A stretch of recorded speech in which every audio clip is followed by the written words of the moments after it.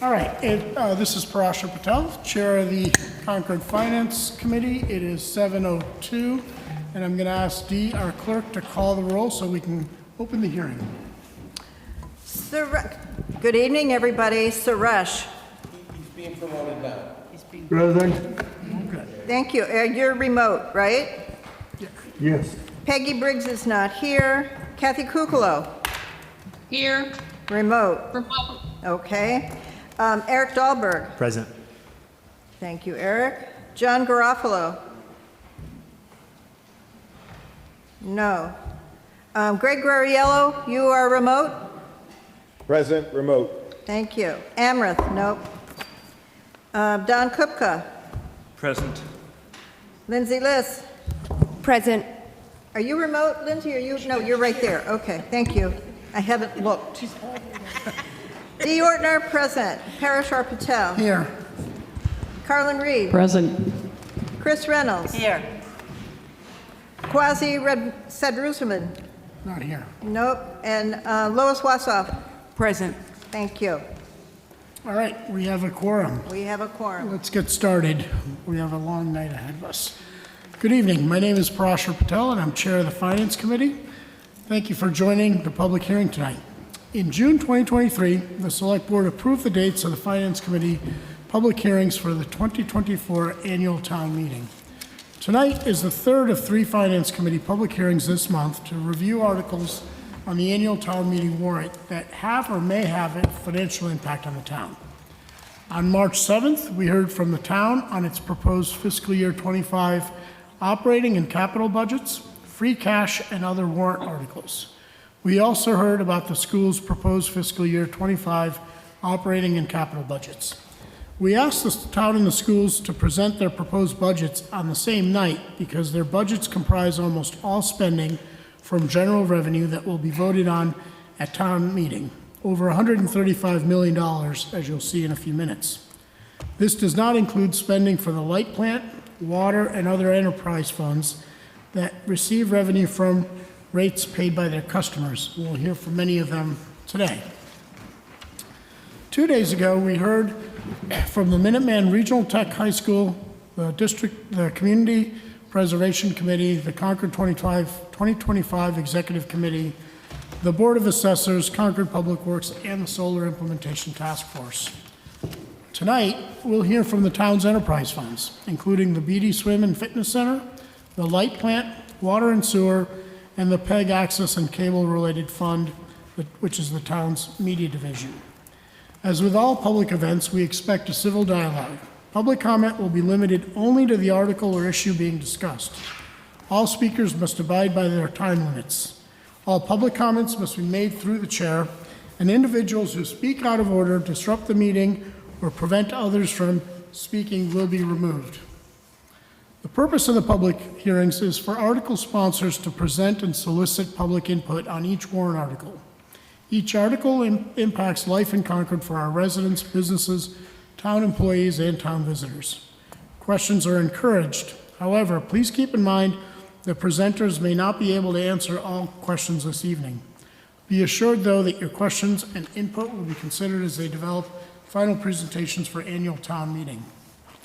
Copies of all public hearing presentation materials and the agendas for each Finance Committee public hearing is included in the Finance Committee packet and will be posted and available on the annual town meeting section of the town's website, along with links to the recordings of each public hearing, which will be posted when made available by Minuteman Media Network.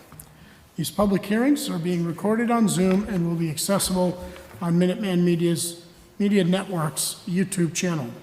The public hearings are also being live streamed on Minuteman Media's website. I expect presenters to take no more than 5 to 8 minutes. Members of the public should limit their comments to 1 minute. If you are in the public hearing room, please stand and line up at each microphone. If you're on Zoom, please select the raise hand function and we will elevate you to a speaking role. After the Finance Committee closes each public hearing, the committee will meet immediately after in regular session to discuss and possibly vote positions for each warrant article heard during the public hearing. These regular sessions are also open to the public. Some other calendar reminders. Don't forget that the annual town election is on April 9th, and the annual town meeting will be on Monday, April 29th at 7 p.m. at the Concord Carlisle High School, with subsequent days to follow. Thank you. I'm now going to start with a brief overview of the budget process and potential spending for the warrants at this year's town meeting. I'll then hand over the podium to a representative from the Public Works Commission to present on Article 16.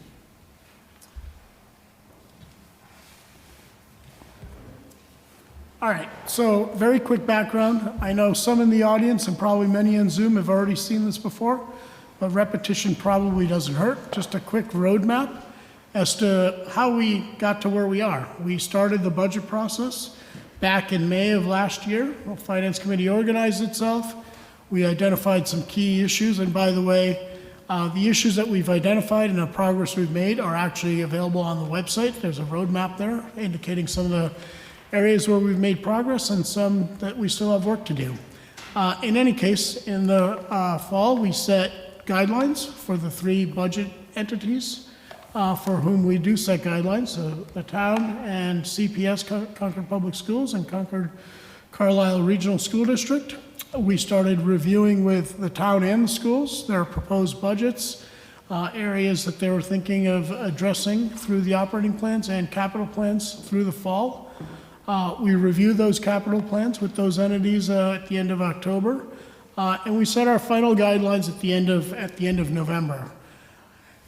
In December, again, we continued those conversations. We've had multiple conversations that have led to where we are, and we are right now in the middle, as you see in March, of holding the public hearings I just described. We've already voted on some of the article warrants we've heard.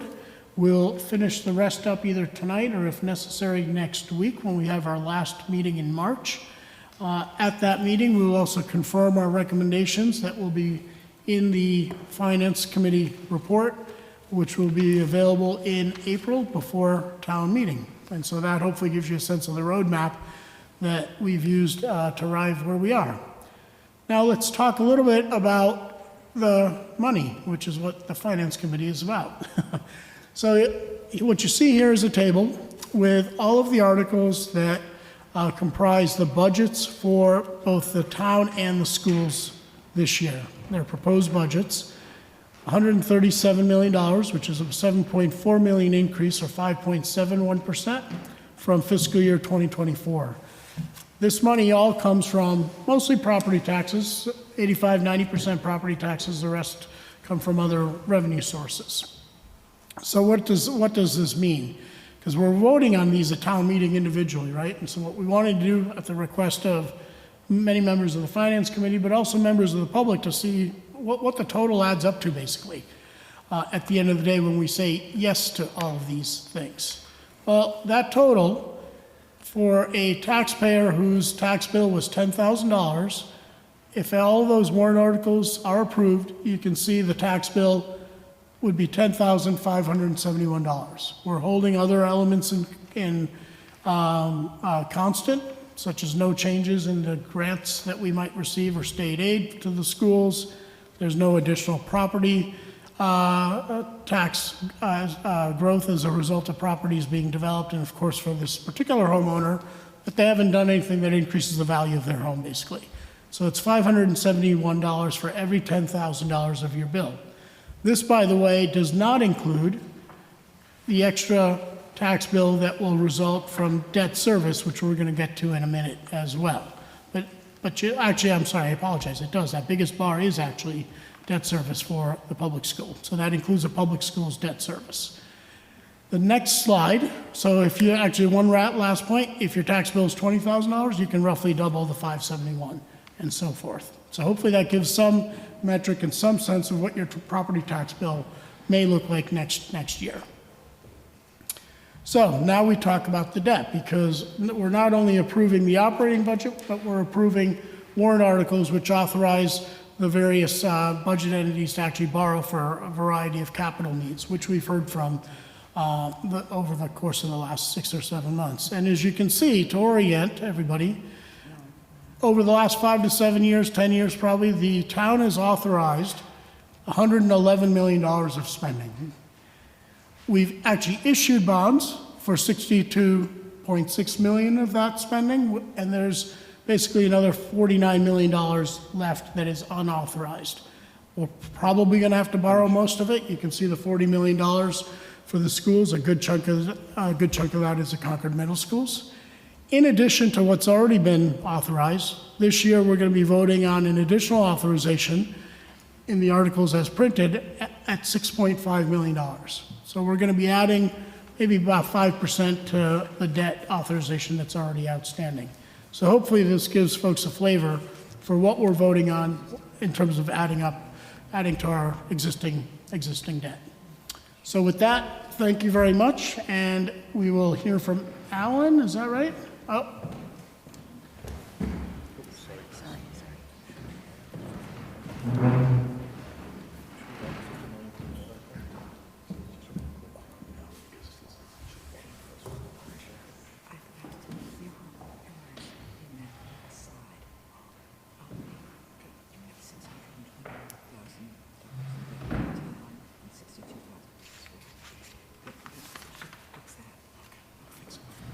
Good evening, everyone. My name is Solomon Ibarra. I'm the stormwater engineer for the town, and I'm here to present Article 16, the Stormwater Utility Enterprise Fund.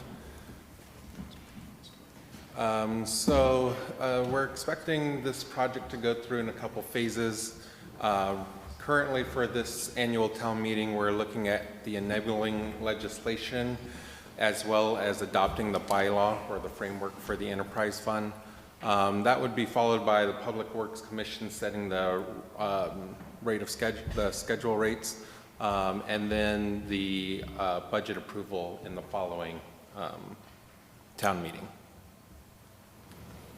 This kind of just shows how much infrastructure is in town, and Stormwater Utility Enterprise Fund works just like any other utility. It's a user fee for service, and 100% of the town of Concord is serviced by stormwater management in the town. Preliminary budget assessment shows that we need $1.5 to $2 million per year, and that will equate to about $150 to $250 for a single family residence. The enterprise fund will fund our MS4 permit compliance. It'll fund flood mitigation and build in climate resiliency. Our failing infrastructure, drains, culverts, bridges, our deferred maintenance, and importantly, stormwater quality. The bylaw is made up of 7 sections. Section 1 and 2 is just kind of background and context, and provides definitions for key terms. Section 3 assigns responsibility for stormwater management to CPW, which is the case today. Section 4 will outline permissible uses for use of these funds. Section 5 establishes that the fee will be assessed on all properties throughout the town and specifies the Public Works Commission as the rate-setting authority. Section 6 will establish billing procedures, late fees, and billing appeals. Also, it may provide for abatements for low-income households. And Section 7 establishes an appeals process for town residents. And online, you can find more information on the town website for the stormwater utility, including reports on our preliminary evaluation and FAQ. Thank you. All right, thank you very much. Questions? Carla, go ahead. Hi, 2 questions. First, I read the bylaw that was contained in the packet, and it doesn't reference the equivalent residential unit, the ERU, which I think is the unit of measurement that will gauge how much the average homeowner will have to pay. Can you give me a little more detail about what the ERU is and how it's going to be measured? That's the first question. Correct. ERU is how many towns use a common unit to establish a common unit to assess the fee. But currently, we are not sure that the PwC will go that way as far as establishing an ERU, but that is certainly on the table. There are many options still on the table, and the PwC will come up with that plan next year. Got it. And the second question I have, you had as an example of how the Stormwater Fund could be used, the sinkhole at Ministerial Drive. Could you give me an explanation, use that as an example of how the Stormwater Fund would be used to pay for something like repairing Ministerial Drive? How would that work? Sure. So the problem on Ministerial Drive was that there was a manhole in disrepair on that street, and sediments, very fine sediments underlying the road there were seeping into the manhole and being carried down the system.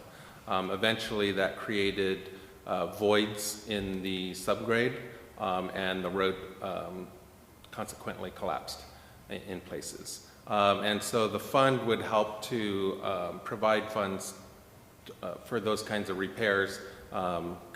So currently I think it might be somewhere between $100,000 and $150,000 for that repair, and those are funds that we have to take from other programs.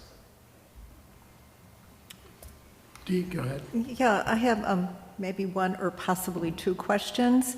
My question is about who is going to be charged a fee? And it involves, what I was reading is that a household who has a paved driveway would be charged, but I'm wondering if a household that had a stone driveway would not be. All properties would be charged a fee, including properties that may not have a lot of impervious area. They'll still be charged a fee. And with your example, I mean, specifically to material like stone, it's still impervious, so it would be counted as impervious, so would gravel in many cases. So there would be no property that would not be assessed a fee. And, okay, so what about porous pavement? If a company decided that their parking lot was going to be done with porous pavement, what would happen with that? Sure. So if a parcel of land has implemented some kind of green stormwater control measure, then they would receive a credit. Then that credit is going to be established by the PwC next year. Thank you. Any other questions in the room? Chris? Oh, go ahead, Chris. Just two questions. How did you arrive at the $2 million a year in need? So we've been working with a consultant, Weston and Sampson, and they conducted an assessment to come up with the $1.5 to $2 million per year for the stormwater management program. Okay. And I think my second question is related to Carlin. So the method of allocating the cost to ratepayers is not decided yet then. So this pavement as a measure is not necessarily the measure. It could be something else. And what do other towns? Other towns are doing this as well. Is there a particular method that many towns are using in terms of how you allocate the cost to ratepayers? Correct. So there are about 23 stormwater utilities in Massachusetts. There are hundreds across the nation. Some charge a flat fee, some do this ERU kind of tiered method. And the numbers here, 150 to 250, that's kind of the ballpark where a lot of communities land. Okay, thank you. Eric? Okay, so same topic on the fee. So the fee that you point to, 150 to 250 per year, that range means it's approximate. You're not saying it's going to be a minimum of 150 and a maximum of 250. You're saying you're still nailing down the number. That's correct, but the fee will be tied to what the budgetary needs are. Okay. So I assume that's based on today's dollars. That's assuming if we were doing this now, that would be the fee. Yes. But it's going to Yes. go up. Yeah. It would depend on the structure that is implemented, but if you go with a kind of ERU tiered system, that would probably be about the range of the rates. Suresh? Yes, I have a question following what Colin asked regarding the use of the funds, that once you have this enterprise fund established and it passes through, then you would not be using some of the other funds that are currently being used for the repairs. So would there be a decrease, a request of, decrease in the request in the future years on those funds? Well, currently, the stormwater program doesn't receive a large amount of funds, but we're siphoning funds right now from other programs to just kind of maintain the stormwater infrastructure that we have now. So we would like to be able to return those funds to those programs.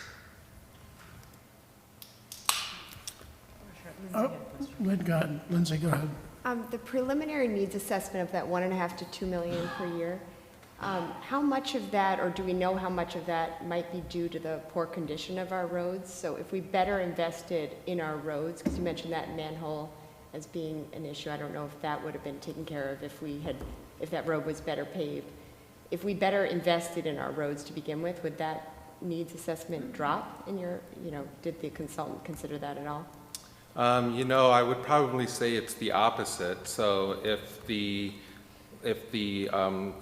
stormwater infrastructure is better maintained, then it's actually our roads that will probably be in better condition, because the excess flows on the road will deteriorate the roadway, and so I think if we maintain and we have more capacity in the system with less flows on the road, well, we could probably, Invest save, less. invest less on the roads. Okay, Maybe. cool.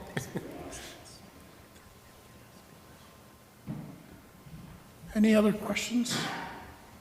Oh, so one last question, sorry. $2 million, 1.5 to $2 million per year is a preliminary needs assessment, right? How long do you expect, so what would be the total cost, say, in 10 years or 15 years? What will, obviously there's inflation, discount that, but will you expect to see less of a need on an annual basis using today's dollars, or is this an ongoing $1.5 to $2 million amount that we're expected to fund every year? So this preliminary assessment is an outlook for the next 5 years.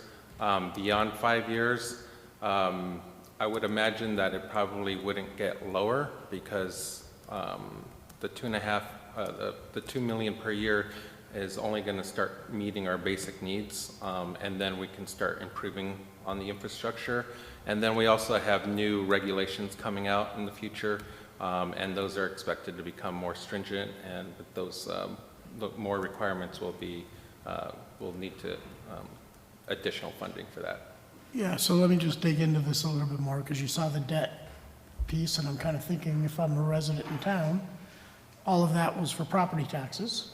This is now coming out of some additional pocket, or whatever we want to call it. It's coming out of my pocket and everybody else's pocket. So $1.5 to $2 million a year for basic needs. And is that to remedy deficiencies that are there now, or is it what? Help me understand that a little bit. Yes, so currently we were funded $50,000 for this year. Yep. The MS4 alone is probably somewhere around $450,000 a year. Yep. And then the rest is for equipment Okay. for the MS4, maintaining the infrastructure, and then beyond that would be for capital So improvements. if we get to, so how long will it take to get to where you think where we should be, aside from the additional capital investment? Is that a 5-year, 10-year estimate? That would be something we would assess in the future, and it's something with the funds that we could receive from the enterprise fund that we could conduct another assessment with our consultant. So, but doesn't sound like it's a 2 or 3 year project for just getting back to where we should be. Right. So the enterprise fund would be ongoing indefinitely. I understand that. Yeah, I'm just okay. trying to understand, where do we get to, because it's like the roads conversation, right? We fell behind because we haven't been giving enough, and now we need to do 4 million a year to kind of catch up. So I'm just I'm trying to figure out, is it a 4-year or 5-year exercise to catch up? Which means if it's 5 years, just call it 7.5 to 10 million investment, and then whatever comes additionally. How much can I add to that table I showed? I guess that's what I'm trying to get to. Sure, so we don't have that information yet. Okay. We need to conduct an assessment of our infrastructure. Yep. We have received proposals to do that, and we're looking at probably 750 to 1.5 million just to conduct the investigation to assess Okay. the infrastructure. And then once we have that data, we can. And what's the we can timing on have that? an outlook on that. What- Well, currently, we would like to move forward with that, but again, we don't have the funds to do Okay, that. thank you, Lois. Maybe I missed it, but I mean, appropriately, you're focusing on the cost to individual residences, but a lot of the impervious surfaces in town are commercial. All the parking lots, Crosby's parking lot, all the Baker Street parking lots, some of them are town. How does that affect the allocation to the residents? Will some of the cost of this be being paid by commercial properties? How do you envision that working? So having an enterprise fund would make the distribution of the cost for maintaining the stormwater infrastructure more equitable and fair, because currently not every parcel of land pays into stormwater management through the general fund, and this is a way that would have everyone put in for maintaining the infrastructure. So would there be an actual assessed cost to the commercial buildings on Baker Ave, for example, that have a lot of parking lot? Yes, yes. And the effect of that would be to lower the amount to the ratepayers? Yes, essentially. So through this mechanism, yes, because we're not consolidating the cost of maintaining the infrastructure just through the general fund. So, and the estimate of 150 to 250, which I understand is just an estimate in the presentation, that already factors in contributions being made by the commercial landowners in town? That's correct, yes. Okay, thank you. Don has a question, and then Chris. Okay, just very quickly. So one lens to see this through is that today we provide this as part of the town's budget, and the Public Works requests go through Carrie and become a budget that's within the sustainable growth rate for the taxpayers.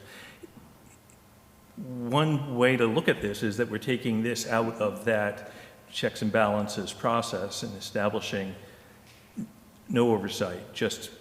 This is something that requires its own fund so that it can't be cut, essentially. Is that correct? I'm not sure if you want to speak to that. Not sure he'll agree to the no oversight. There will be That oversight. characterization may not be fair. It's an enterprise, there will be oversight, it'll be through the Public Works Commission as far as the rate-setting authority. And I think what's important to talk about is that common infrastructure, which everyone benefits from as they travel to and from their parcel, is going to be part of the equation. So everybody benefits from that. So that pool is going to be shared. And then a separate pool will be from your individual impact from your specific parcel. So commercial, large, paved complexes will pay much more than $100 or $200. It'll be equitable based on that sort of impervious cover formula. Yeah, I guess what I meant is, will this come out of the town manager's purview? I don't believe so. So it would it would have to be, the budget would need to be approved at town meeting every year. All right, Chris, Just, so how actually is this going to be assessed? So is it under an existing bill that someone's going to see, or is this completely now a new bill? It's not water, it's not sewer, it's something extra, or is it built in? It will likely be built into the water and sewer bill. all right. I'm going to see if members of the public have comment. If you're on Zoom and would like to ask a question, please raise your hand now, and that'll give us time to elevate folks. Wendy? Hi, Wendy Rovelli, 42 Bow Street.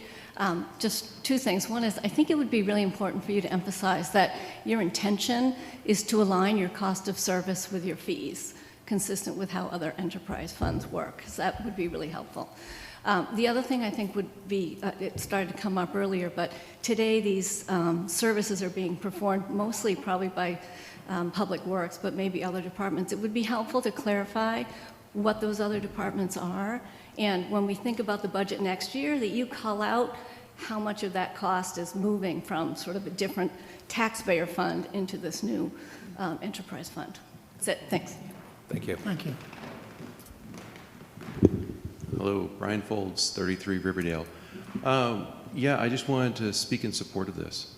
It is a good mechanism to make sure that what is easily considered deferrable maintenance actually gets done in a proper time, and actually over time will cost us less. Additionally, the way that fees are collected is fairer, because if without this we're using property taxes and we're using square footage and bathrooms and other mechanisms to decide how much someone should pay for a storm drain, I think permeable surface is a much better method. Thank you. Yep, thank you. And I think we have somebody on Zoom. If you're on Zoom and raised your hand, unmute yourself, please.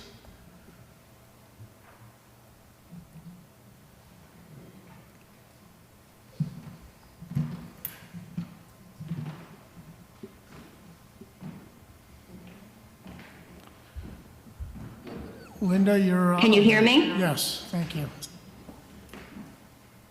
Hello? Yep, go ahead. You're live. Oh, thank you.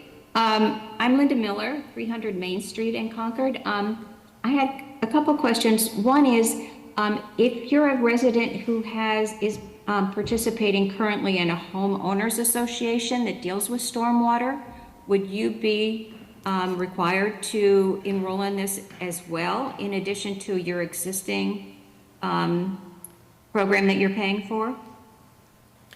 Yes, you would. Even though your road is private, we're assuming users of public roadways, sidewalks, other impervious area of town. Okay, and you mentioned that municipal land would be charged as well. Can you estimate what the cost would be to the town? We don't have those rates set yet, so I couldn't give an estimate for what the town will be liable for, but the town owns about 8% of all impervious area of town, in town. Would you repeat that? What percent? About 8%. Thank you. So could you essentially pencil out 8% times $2 million? No, the town would need to pay that fee just like they would have to pay for their water bill or their sewer bill.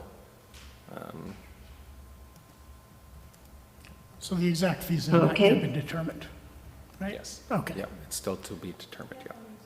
Great. Any other questions, Linda? Okay. Otherwise, we're going to go to the room here. No, thank you. Okay. Mark Howell, Nurse Neck Hill Road. Just clarify for me, is this fee also a tax and therefore, from the resident's perspective, potentially tax deductible, or is this now becoming like the rest of our utility bills, something that ends up being funded through after-tax dollars? Right, so it's not a tax, it's a fee. It's a service provided, and it's assessed a fee. So no, it wouldn't be considered a tax. Okay. And I think that's it. Thank you very much. We will now go to Article 43, is it, Anthony? Who's presenting that? This is the one on the transfers. Are we? Oh, Carrie's going to present. Okay.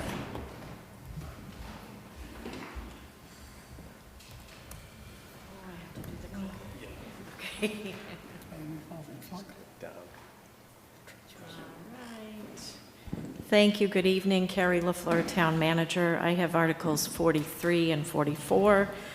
Article 43 is a request to amend the existing revolving fund bylaw that was adopted by town meeting in 2018, updated as a result of the Municipal Modernization Act of 2016.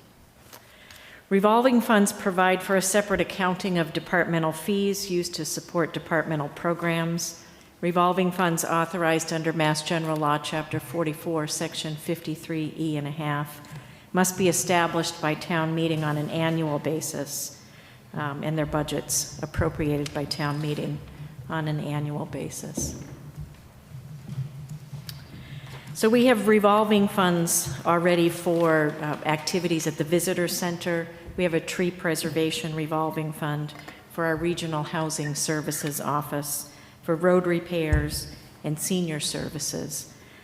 This article actually seeks to create a 6th revolving fund for ambulance services. And this fund would be used to receive fees, charges, and any other revenue associated with our ambulance activity. So all ambulance receipts would be included, deposited into this fund, and then they would be used for both the operating and capital costs associated with running our ambulance. The budget for this revolving fund would then be annually authorized in the same manner as other revolving funds established under this bylaw. Ambulance revolving funds are common in other communities and offer a sound mechanism for segregating both the receipts from and the expenses associated with the operation of the municipal ambulance fund. And that is this presentation. Thank you. Any questions? Chris, and then we'll go to Carlin. Carrie, how'd you come up with the 1 million? So right now, on an annual basis, we are taking in about $900,000 per year in ambulance receipts. Okay. And on the road repair, who's paying for road repair? Well, So is that on this article? So we have a small road repair ambulance. Yeah, no, I know, but it's... You know, that's the next article, but there's $120,000 or so per year, and I think that's for curb cuts and driveway openings and that sort of thing. Got it. Yeah. Thank you. Carlin? You're trying to isolate the ambulance fees and revenues and expenses. Are you foreseeing a dramatic change in the dollar amounts? I mean, why do you feel it's necessary to split it out? Yeah, so I think at the Finance Committee level, you may have heard us talk about the interest in potentially moving our ambulance service right now, which is BLS, Basic Life Service, operated by EMTs, to a paramedic level or advanced life service program.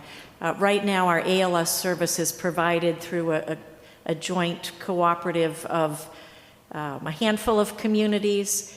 We had a much larger membership over time. It's been decreasing, and we have a very active ambulance service. And so we are right now analyzing the feasibility of moving that from BLS to ALS, to make sure that we always have good ALS, paramedic level service in town. If we did make that move, there would be a significant increase in receipts, and we want to make sure that we, also some increase in the amount of equipment that we would need, and we want to make sure that we have the funds needed to continually maintain that service.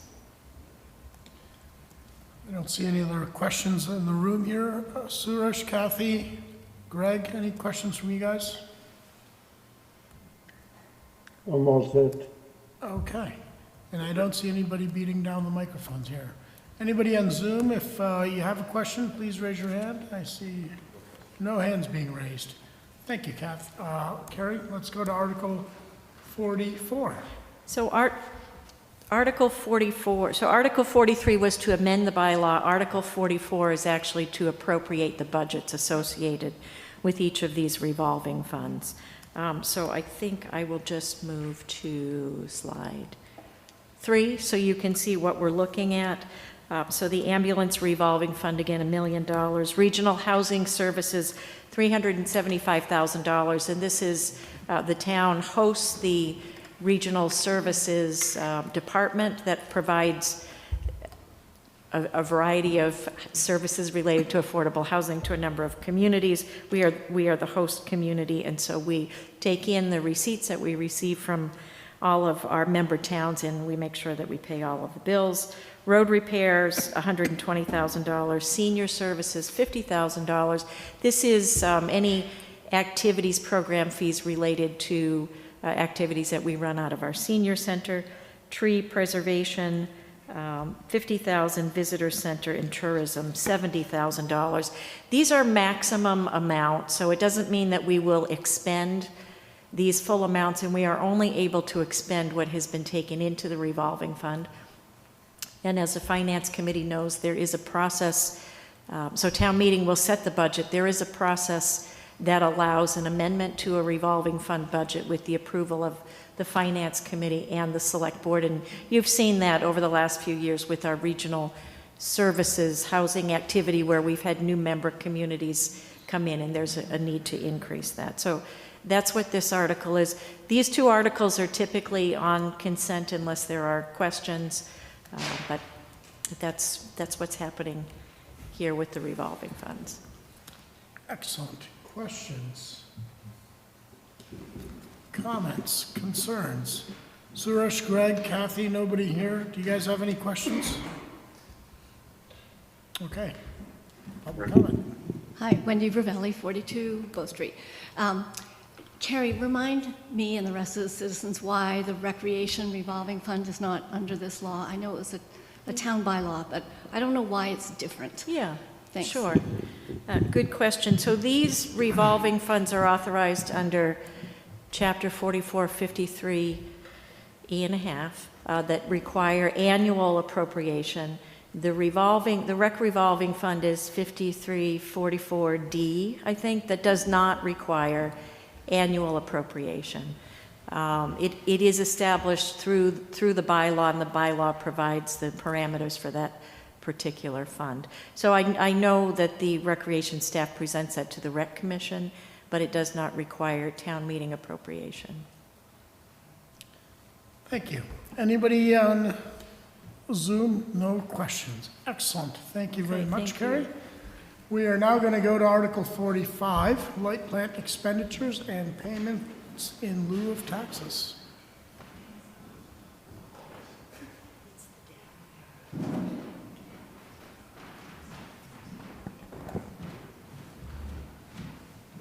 Hello, everyone. My name is Jason Belger. I'm the town's Chief Technology Officer and also the Interim Director of Concord Municipal Light Plant.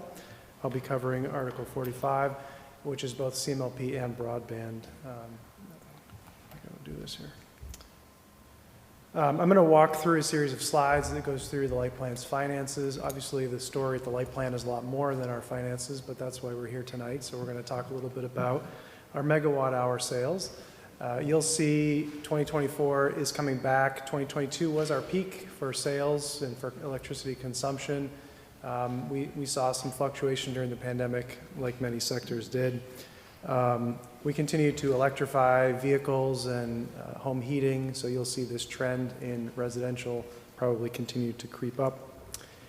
In terms of net income, you'll notice that 2024 is forecast to be slightly in the positive, which is what we want. When you look at earlier years, we did have losses when that red line dipped. 2020 was a year we did a cost of service study from Baker Tilly and adjusted rates as they had allowed revenue to decrease and net income to drop. For electricity sales, you'll see that they continue to drop for the last 2 years. And then I just wanted to point out that unbilled, so that's the current year, just electricity expended and not yet billed.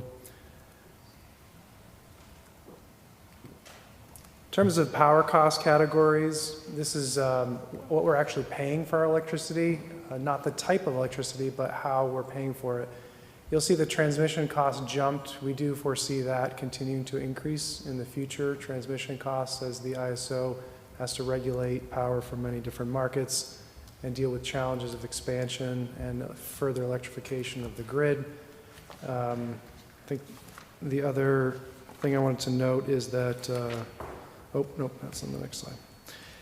So this is on power generation. So this is where we're actually getting our electricity from. You'll see that the grid mix is dropping, that our non-emitting sources continue to increase, which is in line with the community's goals and our climate action plan. I wanted to mention that the Light Board and Light Plan are working collaboratively on holding a public power forum to talk about our energy mix in the coming months. And that'll be a great opportunity for the Light Plan to educate the public on the changes that we're seeing in the market, and also let the public kind of give us their perspective on what they'd like to see us do for energy. In terms of operating costs, these are our costs. This shows that in terms of depreciation there, I just wanted to note that that is regulated by the DPU at a straight line amortization of 3%. You'll see the debt service kind of increase. We haven't had a lot of debt, and now it's starting to appear. We're going to cover that in a future slide. Nope, it went down. This is our capital outlay. So as I mentioned, for the first time in a while, we're actually looking at doing some borrowing and capital spending. You'll see how we're doing it. In terms of depreciation, this is what we're using to maintain the current grid and make sure that we replace power protection devices, switches, and everything needed to distribute electricity. The borrowing, grant funding, those are going to be some of the projects that have been voted at recent town meetings, like our advanced metering system upgrades to allow us to have real-time usage data, and also the Concord Middle School solar and battery project. I'd also point out, you guys heard Dean and the Solar Task Force recommendation for another potential $3 million that would add to this here.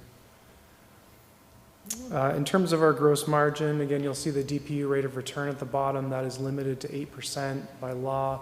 Keep in mind that power costs are returned to customers if they exceed a certain threshold, so we don't collect money and just save it. It goes back to the ratepayers for rates that have been collected in excess of a certain level. Then the next slide here is the payment in lieu of taxes. So the payment in lieu of taxes, the pilot, it was calculated by the previous Light Plant director and the town manager, CFO, who have a formula that's based on electricity sales for the previous year, and this is a payment made to the town in lieu of taxes, similar to what if an IOU were operating in town, they would be paying taxes. Before I move on to the broadband slides, I just want to mention that this is a very high-level financial overview, but the Light Plant staff are doing such a terrific job on very many projects in town. The high school, or the middle school solar project and electrification, all the efforts that are going on with advanced metering. I'd also like to thank the Solar Task Force for the work that they're doing to identify solar sites in town that can be developed, and the Light Board for being a partner to the Light Plant and all the goals that we have. And we're excited to be a partner to the town to achieve their climate goals. Telecommunications, so I've been the department head responsible for broadband since 2022. You'll see a few things here about Concord Broadband. If you are a Concord resident or have a business in town, we encourage you to go to concordma.gov/broadband and take a look at the services. We offer up to 1 gigabit per second, all fiber to the home or business. Over 1,724 active customers as of earlier this year. In terms of our 2023 results, subscriptions and active customers continue to grow at about 5% last year. Our revenue is about $1.6 million, and our income about $385,000. I think we've got a slide on that. This shows our revenue sources. We do have a vastly larger residential base than commercial, but that's fitting with Concord's makeup. The other revenues would be things like dark fiber leases or work done on billable jobs that we do for other areas. Here's our active customer count over time. You'll see that it continues to grow since 2019, fairly steady rate. Some of our forecast plans, we are adopting and have almost completed the adoption of this online cloud operations platform. This is already allowing us to avoid truck rolls to troubleshoot issues for customers and provide more proactive customer service. I'm really pleased with the team for being able to beat our deadline on getting this spun up. It required a lot of work and upgrades for both customer and equipment at our substation. Also, we are working on a plan to install the next generation of OLTs. These are the devices that all of your home equipment is plugged into in our data centers. That will allow speeds that are about 4 to 5 times faster than what we have today, which, as we're seeing faster and faster speeds adopted by customers, is necessary to be able to grow our network without running additional fiber. Some other things that we're doing are filling some vacant staff positions, mainly network engineers. We're focusing on marketing and customer outreach, increasing customer satisfaction by implementing more standard processes and better communication surrounding the onboarding of new customers.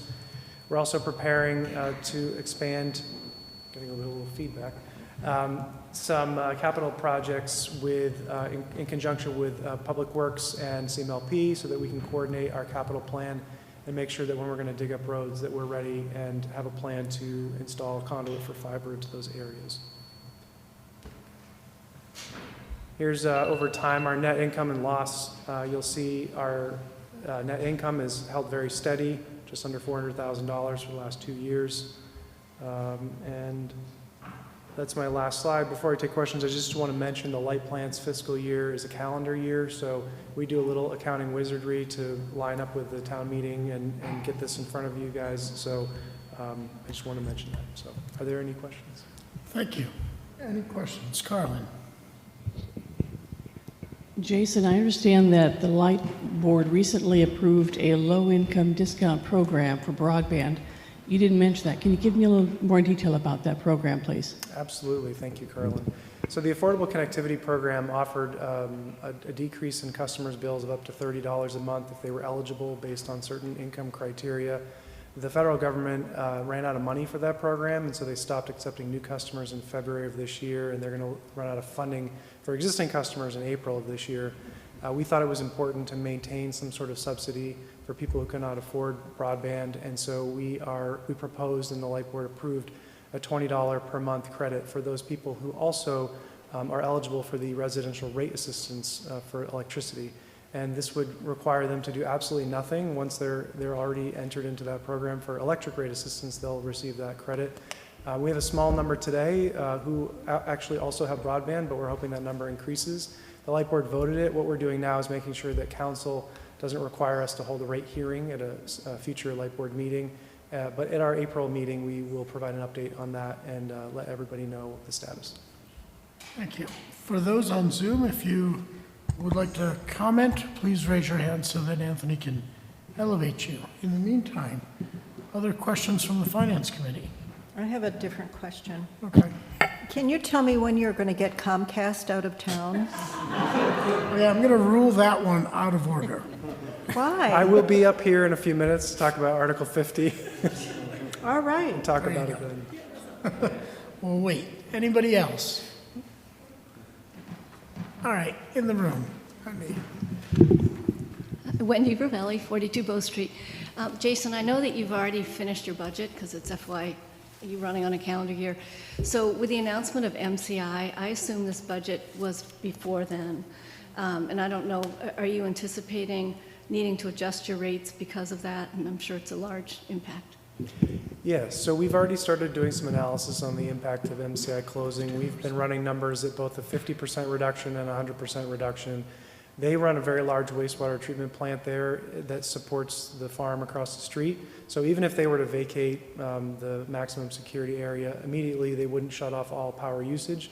So we are running those models, and I don't have any numbers to report yet, but it will impact, rates for the rest of town. So we're looking at that. We also are trying to understand their timeline and what their vacancy will mean for power usage, because that's still a little unclear. So I know that Carrie, Megan, and others who have been talking closely with DCAM and the state and our local and state reps to understand the process, that will help us determine if this is a 2 to 3 month problem or a 6 to 12 month problem or beyond.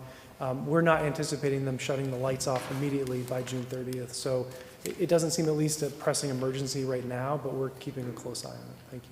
So Jason, on that question, I thought when you guys came to our meeting, it was $800,000 that the state is paying, right? Yeah, 870,000. 870, call it 900,000. So That's $900,000 revenue, and I'm looking at 2023 revenue of 2024 of 35.5 million revenue.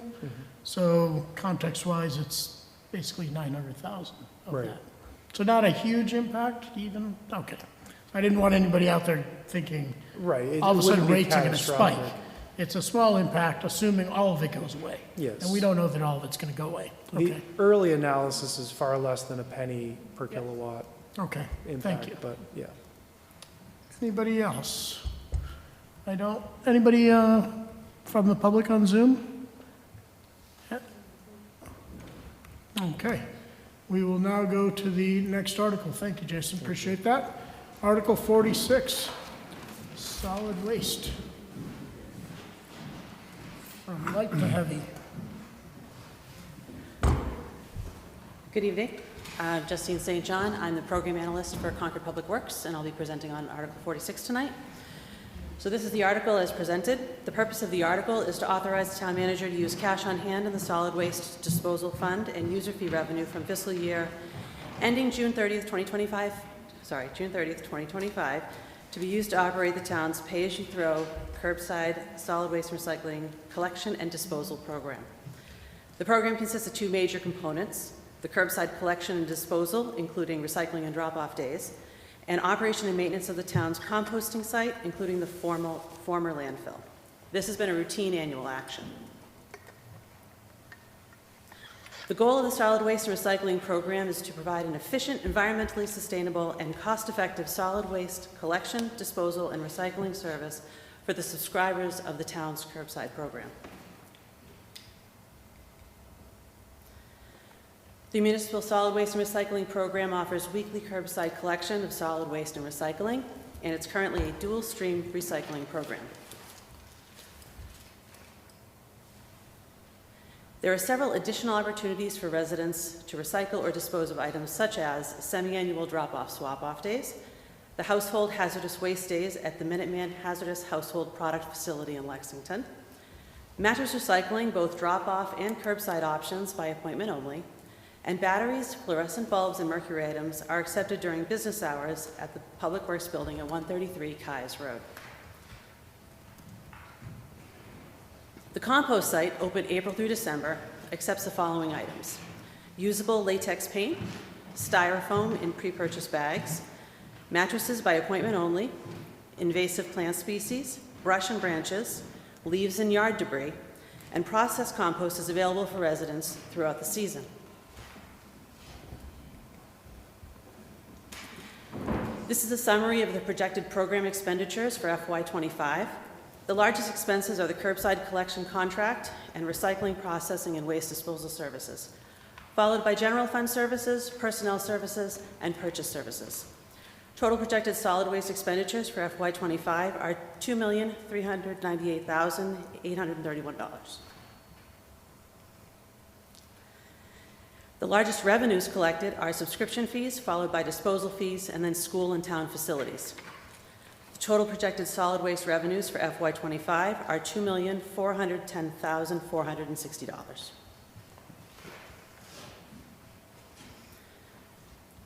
The current two-year solid waste and recycling contract expires on September 30th of this year, and solid waste and recycling contract proposals for FY25 are currently being reviewed. For the past several years, the solid waste disposal fund balance has been used to supplement the cost of the program. The proposed subscriber fees of FY25 reflects the full cost of the solid waste and recycling program as we continue to work to move forward with a new contract that will reduce costs. The average yearly cost for subscribers is anticipated to increase from $482 in FY24 to $637 in FY25. As previously mentioned, the solid waste and recycling contract expires on September 30th, and Concord Public Works staff are currently reviewing proposals. The goals for a new contract would be to provide comprehensive solid waste and recycling services while maintaining a cost-competitive program, reduce greenhouse gas emissions, and explore waste diversion opportunities. The opportunities offered with a new program could be automated recycling and solid waste collection, fleet electrification, and single-stream recycling. Thank you. Thank you. Questions? Carlin? Could we go back to that slide that says, that has the actual dollar amounts of these subscription fees? Because between fiscal year 24 and 25, there's a huge jump Yes. in the collection fee, 355 to 510. Okay, maybe my math isn't that good. That's a 50% increase. Now, here's the question I have. I understand the process of what the Public Works Commission generally does. Did the Public Works Commission have a rate hearing on this amount, and did they approve this dollar amount? No, so I'm sorry, is that the end of your question? For now, yes. Okay. So right now, that is the proposed projected rate because we are still working through the contract. So we have not yet had a rate hearing. So the Public Works Commission will determine a rate hearing probably in June this year. So this is our anticipated fee, but that will be determined by them. Okay, all right, so we're asking, you're going to be asking the town to approve a rate that hasn't been approved by the commission. How does that work? I don't understand that process. So before you answer that question, Yes. Right. What is the calendar for approving rates on an annual cycle? When do you typically approve the rates? When does that happen? Hi, good evening, Aaron McClaw, School Highway and Ground Superintendent. So the rates are typically set, like Justine said, in June. So this is a projected rate to be determined by the Public Works Commission. Okay, so this happens every year, in other words. So the That's annual correct. meeting happens, we vote on the article ahead of time, and then the rates actually get formally approved afterwards. That's So correct. this is, okay, so, Because the article is not asking to set a rate, it's asking so this to has happened in expend the funds. past also, Carlin. Yeah, but the article doesn't ask for rate approval. Yeah. I know, that's what I'm trying to get to, that this is not out of the ordinary, basically. Correct. Thank you. Other questions for folks? Oh, go ahead. Hi, Brian Folds, 33 Riverdale. I've noticed in just the simple chart that the collection fee that we pay every 6 months, that's what keeps getting raised, but not the disposal tags and stickers. Can you explain why? Because if people are incentivized to reduce the amount of trash, it would be through the tags and stickers, not necessarily subscription. So I just want to make sure the collection fee is collecting for the cost of having a truck come by versus the tipping. Absolutely. So the first part that I do want to point out is, as I mentioned, part of the reason that this jump is as it is because it had been subsidized by the fund balance for the past several years. So this is actually the cost that it does take to run the program, which is why this looks like a larger jump as in before previous years. We are currently evaluating the program as a whole, and with the addition of this new contract, we have felt comfortable staying with a disposal fee of the $1.80 per tag per week at the moment. So we'll be presenting a program to the Public Works Commission in June, and we'll be determining everything else then. Great. Reminder for folks on Zoom that wish to make a public comment, raise your hand so we can elevate you. And I don't see anybody. Any questions from the FinCom?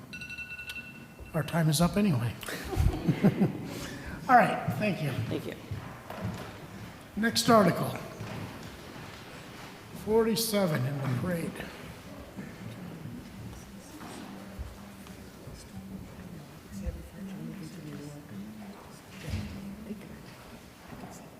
Good evening, Jeff Morosky, CPW Water and Sewer Superintendent. I'm speaking on Articles 47 and 48.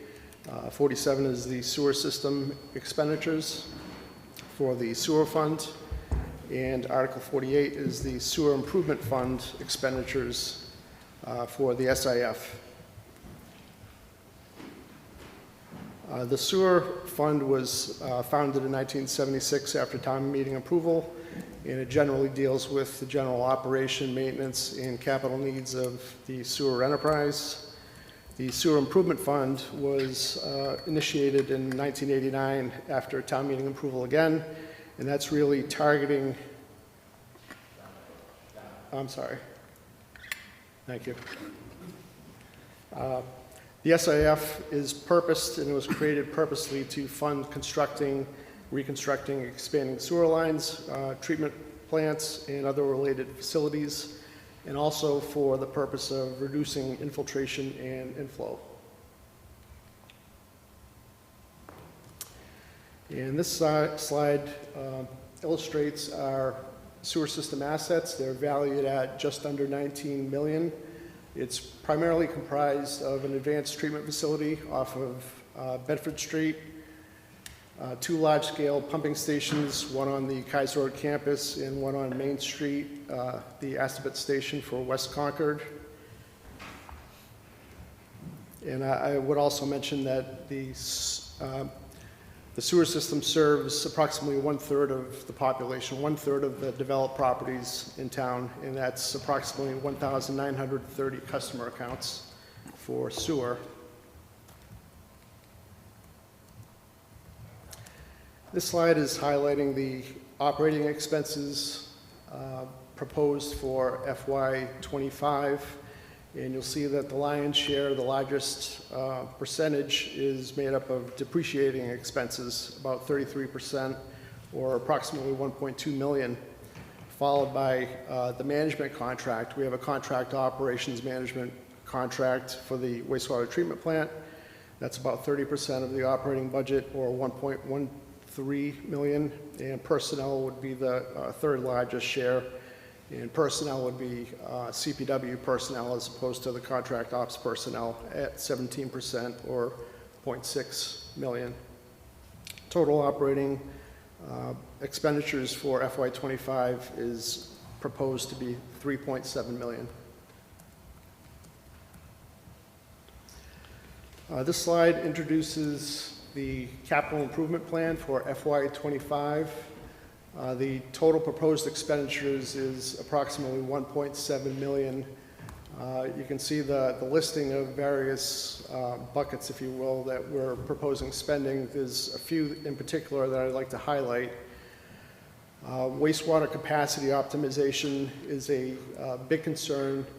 The treatment plant that the town has been at its NIPD's allowable flow permit, and that kind of ebbs and flows with rains and with the groundwater table rising and falling. So it's been a rather wet past year, and we've certainly seen those effects. Also, with MCI closing, we have our eyes set on that treatment facility that's on that campus, and that is a significant possible capacity increase relief to give us more flexibility. Along these lines also, I wanted to highlight infiltration and inflow, identification and elimination. We are proposing to fund $225,000 to help continue to remove extraneous flows from the sewer system. And this type of work includes CCTV work, flow metering, and targeted repairs. And under capital, there's one last item I wanted to highlight, and I'll speak to it again when I get to the water budget as well. But as Jason had mentioned before, we're partnering, Water and Sewer is partnering with the CMLP on the infrastructure for metering. So that's a network. What was not included in that network was the actual meters themselves. So we're proposing in the FY25 capital budget for installing 1,100 new water meters. That capital funding would be split evenly 50-50 between the sewer funds and the water fund.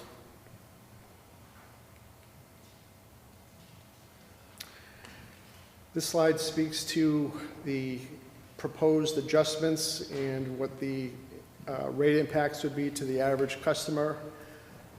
For FY25, both the residential rate and the commercial rate will be equal and will be increasing by the same amount, 5% relative to FY24. at 13.62 cents per cubic foot. What we charge for sewer improvement fee has remained level for a number of years. We'll be reevaluating that in FY25 to see if that should be a different rate. And the average impact to the residential customer over the year would be an approximate increase of about $39.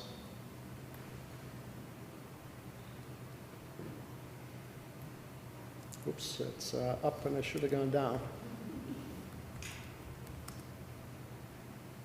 And that's the end of the presentation. Thank you. Questions? Chris, you look like you're about to pose a question, and then Lois? Yeah, I have a couple of And questions. meanwhile, for the public on Zoom, please raise your hand so we can elevate you.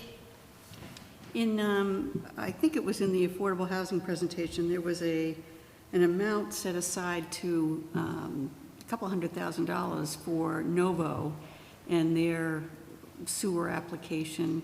How does that intersect with this, or does it? It's as a Chapter 40B, it's a little bit challenging. We're in discussions with the proponents of that project. Not sure what else. Sorry, Al. Sure, sorry, I didn't introduce myself before. Alan Cathcart, Director of Public Works. You need no introduction. The sewer fee is assessed to all properties. I believe there is a discussion as far as giving the affordable housing aspect some sort of allowance for that, that they would be offset by the housing trust. So it will be paid, but just the mechanism would be a partnership. Okay, thank you. That was number one. There's a chart, at least in the package that we had, on page 10, that just shows the sewer cost comparison for different towns, and it shows Concord sort of well above the others. I was just curious about that. We actually did not get the MWRA rates. We utilize a rate survey that the MWRA does amongst water and sewer utilities. So the rates that became effective on 7/1/2023, the FY that we're currently in, that data was not available. So I believe what's in the presentation likely is what was effective last year. Yeah, it's through 22, it looks like. But still, so the trend is we're higher. Is there some reason why we're more expensive than these surrounding towns? As a enterprise, it's the cost of service. It's just not every system is configured the same way. Has a lot to do with the fact we have a fairly small area that we serve, but it's just in essence what it takes to run the operations. I would like to just note, Jeff didn't mention the capacity issue in the sewer improvement. This past month, we actually reached the cap on our permit. It's very important for the community to know this, that we keep talking about the finite capacity available. We reached the cap, and we may go over it this next month because of how wet it is. So it's a very real challenge, and I think what Jeff mentioned with potential MCI or any other solutions, we expect we're going to be reevaluating and possibly with regulators, what our future holds. So I thought that was just an important sort of a note as well. Thank you. Lois? This question may not yet be answerable, but we've heard a lot of discussion in very general terms about the water treatment plant at MCI, and there's a general sense that it would be a good thing if somehow Concord got control of that. Could you explain a little bit what the impact of that would be in terms of budget and revenue and avoiding future capital costs?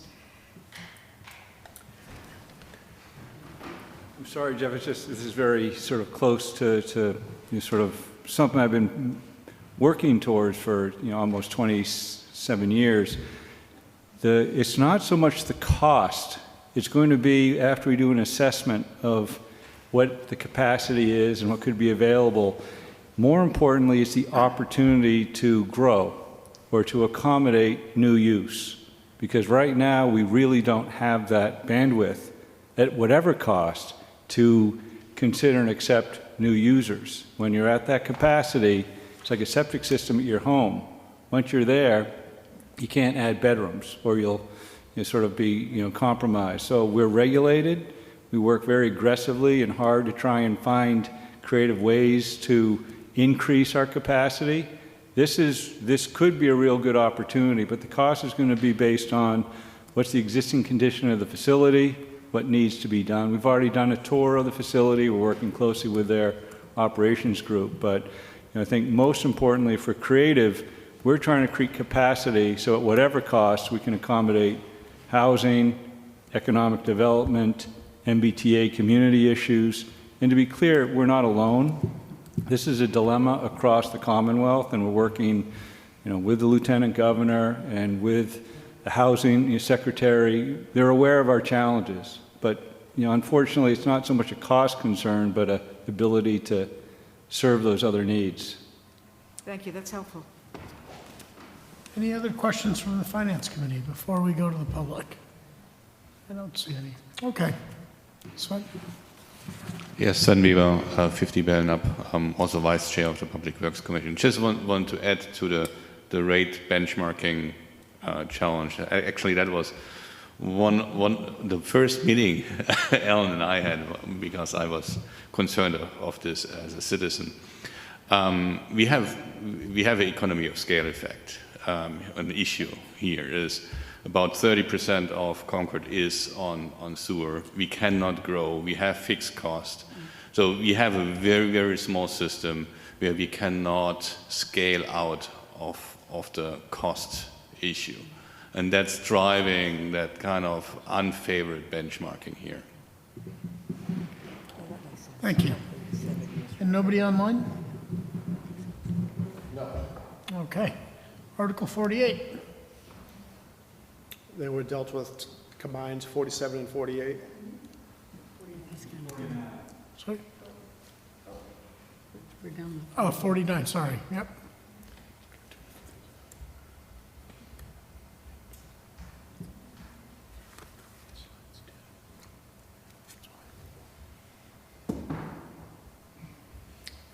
Thank you. Again, Jeff Morosky, Water and Sewer Superintendent. I'm speaking to warrant article number 49. This is for the water system expenditures.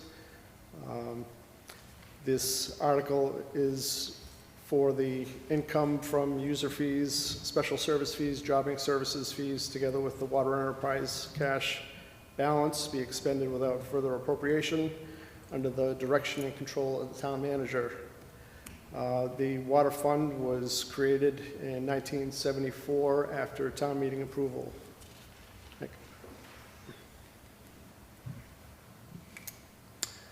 This highlights our physical assets for the water system, for the water enterprise. It's valued at approximately $25.8 million. And unlike the sewer service, the water system serves approximately 95% of the built improved properties in town. And that constitutes approximately 5,700 customer accounts for water. Running down the assets, we've got a surface water supply, Nagog Pond, 6 groundwater wells, Deaconess White Pond, Robinson, Jenny Dugan, Hugh Cargill, 2nd Division, 7 pumping stations, that includes the 6 wells, and then also the Route 2A pump station on Great Road in Acton. 2 water treatment facilities, that would be the Deaconess facility on Ornac, and also the Nagog facility where we ozonate water during the warm weather months. We've got 2 storage reservoirs totaling approximately 7.5 million gallons. And we've got about 134 miles of water mains and almost 1,340 hydrants. Water, much like the sewer side as well, it's a very, very regulated enterprise and endeavor from a combination of both federal and state laws and regulations. At the federal level, it's primarily under the Safe Drinking Water Act and its subsequent amendments, and this really targets water quality. This was spoken to a little bit on the article for PFAS. PFAS is one of those new emerging contaminants that's regulated at a very low concentration. At the state level, the Massachusetts State Water Management Act, it regulates both water quality and water quantity, our ability to actually draw water from either surface water supplies or from groundwater. Challenges, I mentioned PFAS. Bromate has been a challenge in the past from the NAGOG supply. Also for lead and copper, the lead and copper rule is a revision to the lead and copper rule where we're going through a inventory assessment of existing lead service lines in town, and will be required to have those lead service lines removed as well. And then also cybersecurity is another growing concern in the industry.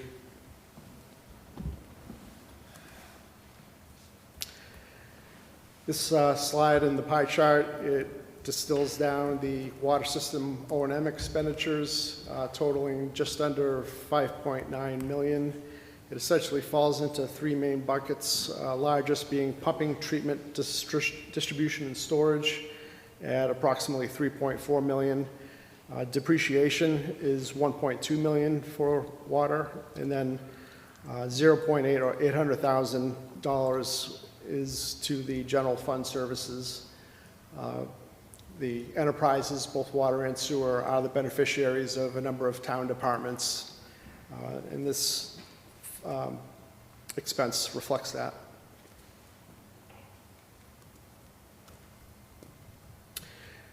This slide gives an overview of the capital for water for FY25. It's totaled, proposed at about $6.4 million. I wanted to feature a few of these. At the top of the list is Nagog Pond improvements. This $3.5 million that's earmarked here is to address efforts for outstanding intake work at the pond, advancing the design of the the water treatment facility. And that's also inclusive of planning, design, permitting of a new transmission water main that will run down Route 2A. Next line is the water main replacement. We've been trying to undertake a water replacement program. Most recently, we were in the Butternut neighborhood. We replaced about 4,000 feet of 8-inch asbestos cement water main. We're targeting the Silver Hill neighborhood off of Monument with our next project, and that includes Turning Mill and also Crestbrook. That's estimated at $1.2 million in the budget. And we also have a $500,000 set aside for the lead service line replacement, with $100,000 for miscellaneous or unanticipated work. And as I mentioned in the sewer presentation, both the water enterprise and the sewer enterprise are beneficiaries of meter reading. It's through meter reading that we generate our revenues, and we need that to be accurate and reliable. We're contributing from both the sewer fund and the water fund for the replacement of 1,100 new meters. That would be $250,000 from each account, the water account and the sewer account.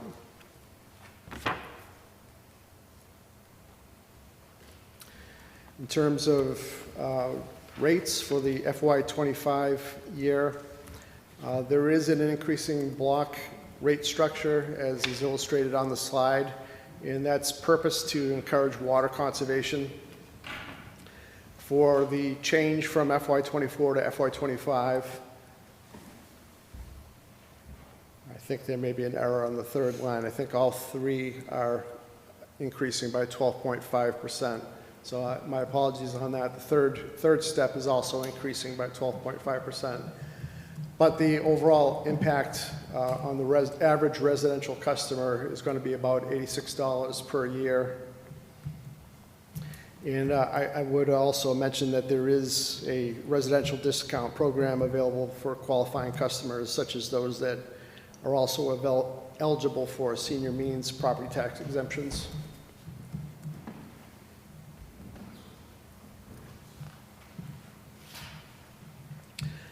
The graph is illustrating the 10-year capital plan. The fund balance will draw down as the capital work ramps up. The debt expense from borrowing will come on as the borrowing notes schedule engage. The average annual water rate impact to residential customers is projected to increase from $779 per year in FY25 up to approximately $1,487 per year in FY33.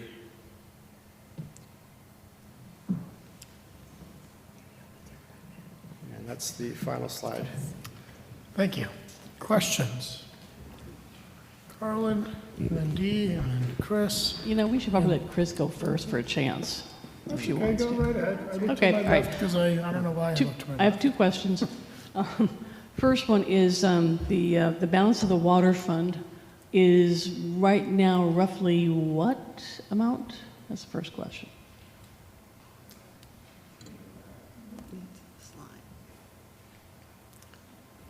I know that you're highlighting the expenditures for both this and for the solid waste account. I'm interested in the balance of the fund itself.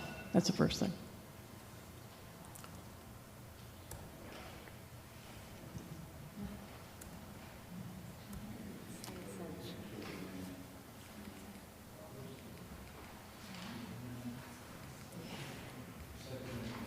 That one, There. right there. Yeah, the blue is the fund balance. The blue bars on the graph is the balance. And what's the dollar amount? I can't read from here. 12.8 million? Is that right? 12.8 million? Okay. Correct. Second, when is your rate hearing for water? Or what's your schedule of? The hearings are typically held in the month of May so that the rate can be voted on, approved, so that usage in the month of June is actually captured in billing that goes out in July. So the revenues get captured at the beginning of the FY. Okay, so like the other fund, this has not been approved by the Public Works Commission yet, right? That's correct. Okay, thank you. Yeah, on this slide, I would encourage you to talk a little bit more about the difference in what the blue represents and the spike in the pink, and how it ties with some of the other articles, so that the public, when they see this, they have a better understanding of what is anticipated in the next 3 to 5 to 7 years. Okay. Chris? Yeah, so with roads, we can sort of see what's going on. With water and sewer, it's much more difficult in terms of the infrastructure and knowing how healthy it is, whether it needs work or not. How do you do that? Or can you make an assessment of the state of our pipes and so forth? Is that possible? It's much more challenging on the water side than it is on the sewer side. The sewer side, you've got the advantage of a gravity pipe. It's overwhelmingly a gravity sewer system, so you can get a camera inside a gravity pipe, whereas that's not easily feasible for a water-filled pressurized pipe on the water side. We do maintain data on water main breaks. We know our systems, the age that the mains were installed, the material types. So there's certain classes, especially the asbestos pipe or the transite pipe is higher on our priority list. Especially when we're trying to work together with the roads program. We don't want to have a new road or a road encapsulated with new pavement and have it possibly jeopardize the water main, so we try to marry these together and have the water improvement done in advance of the pavement project. Right. So do you have, you know, an average age of our water system? Is there some benchmark that you could say, gee, we've got a lot of 100-year-old pipe and it's going to be a problem? I'm just trying to get a sense for. Not sure what that is. Again, Alan Cathcart, Director of Concord Public Works. We do have a good inventory, so we use the material, size, and then conditions based on, as Jeff mentioned, breaks. They should give us an indication of what decades might be more vulnerable. But a pipe, useful life of water main is somewhere, and it's a very broad, 75 to 125 years. And we don't have any pipes that are over 100 years at this point. And yeah, the other metric that the industry uses is number of breaks per mile. And I think they have something like per 100 miles. I think American Water Works has a metric of, and it's regional, but somewhere in the 15, 16 breaks per 100 miles. We typically have a handful, so using that metric, we do pretty well. Thank you. Lindsay? On slide 5, the Nagog Pond improvements of $3.5 billion, that's separate from Article 17, the $50 million for Article 17. That's correct. That was a borrowing request. Okay. Oh, right, okay. Got it. Suresh? I have a quick question. I see the water rates are graduated depending on the usage, but the sewer rates are all fixed at one level. What happens when I walk around or drive around the town, any place that's served by the town sewer, I don't see any of the water basement pumps pumping out on the street, whereas I go in the other areas, I always see basement water pumping out. So do we know how do we control any of the water from the storms basically being pumped into the sewer system? That is an excellent point, and it's also a very challenging matter. It is prohibited in the rules and regulations for the sewer system that sump pumps, roof runoff, area drains, none of these are permitted by our rules and regs to be discharged to the sanitary sewer. There seems to have been some uptick in evidence of sumps not discharging to exterior disposals. It certainly is a problem, and we purposely sent out a news and notice issue on this subject because it is something that's very impactful, and as Alan had mentioned before, we are right up against our NIPD's permit limit for flow to the plant, so any sources of extraneous flow, whether it's from the groundwater or from runoff, stormwater runoff, these are all very problematic. Thank you. Yeah, following up on Lindsay's question, I just want to confirm, so these slides do not incorporate the impact of Article 17, and the rate increases that are shown on slide 12%, double-digit increases through the end of the decade, are not inclusive of that debt, $50 million debt. It's really capital that drives rates, so that the rates are planned so that the capital can be paid for, and Right. it's spread out over time with the debt schedule. So in the interest of clarity, could you produce a slide for the ratepayers and taxpayers to show what our water rates will be if we pass both articles? Correct. And just to be clear, that slide that was there showing the debt, capital, and revenue fund is the same slide I showed the other night. It does include the debt. It does. It does include, to be clear. Okay, thanks. So then, is it included in slide 12 as well tonight? It's in the rate. That's right. As far as the rates that are, can you show, that's the same slide that I presented the other night. And then that rate schedule is what's anticipated for FY25 to be heard at the rate hearing. And then we do have a 10-year pro forma, which we are sort of looking at rates across the board, but it's, we haven't presented that anywhere but, sort of in our, to the FinCom. because it's very dependent on a lot of factors that we're not exactly sure about. But we do show a steady increase of 12.5% for a number of years, dependent upon the full investment of that 50 million plus what we have as far as our reserve. Yeah, that slide 12, it calls out the delta between MCI Concord closure or not, but it doesn't say that it incorporates the $50 million of Article 17. And to be clear and helpful, the MCI closure, it's interesting, as it's on its own wastewater system, it doesn't have an impact on our wastewater costs of service. It is and does represent about 10% of our revenue for water. It's a big user, and so that's going to be a significant impact, and that is incorporated in that projection you're looking at.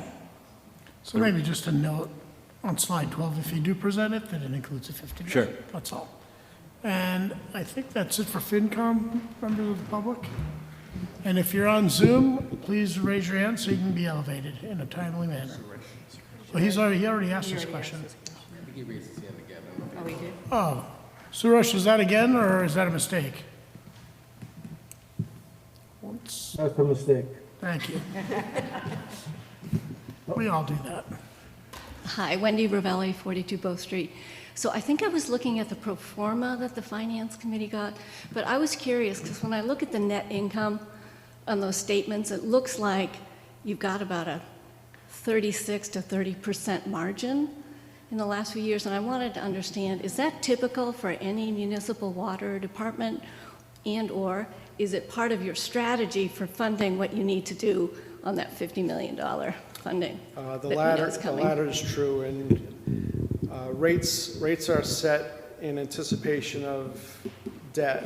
So the balance would grow a little bit, and then it would shrink down as we start spending out before the debt comes on. Okay, thank you. Any other questions? Nobody on Zoom wanting to be elevated? Okay, thank you very much. Thank you. We'll now proceed to Article 50, is it? Yeah. It is indeed. The TV.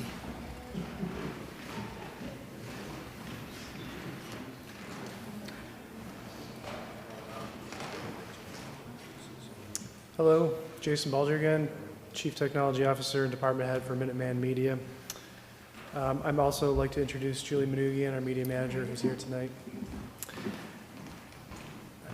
So PEG, PEG, Public Education Government, that's what that stands for. The Federal Cable Act created a mechanism by which municipalities, counties, and other agencies can charge for access to a right-of-way for cable services for their residents, and that money can go into a fund that can be used to pay for programming, local programming, studios, things like that.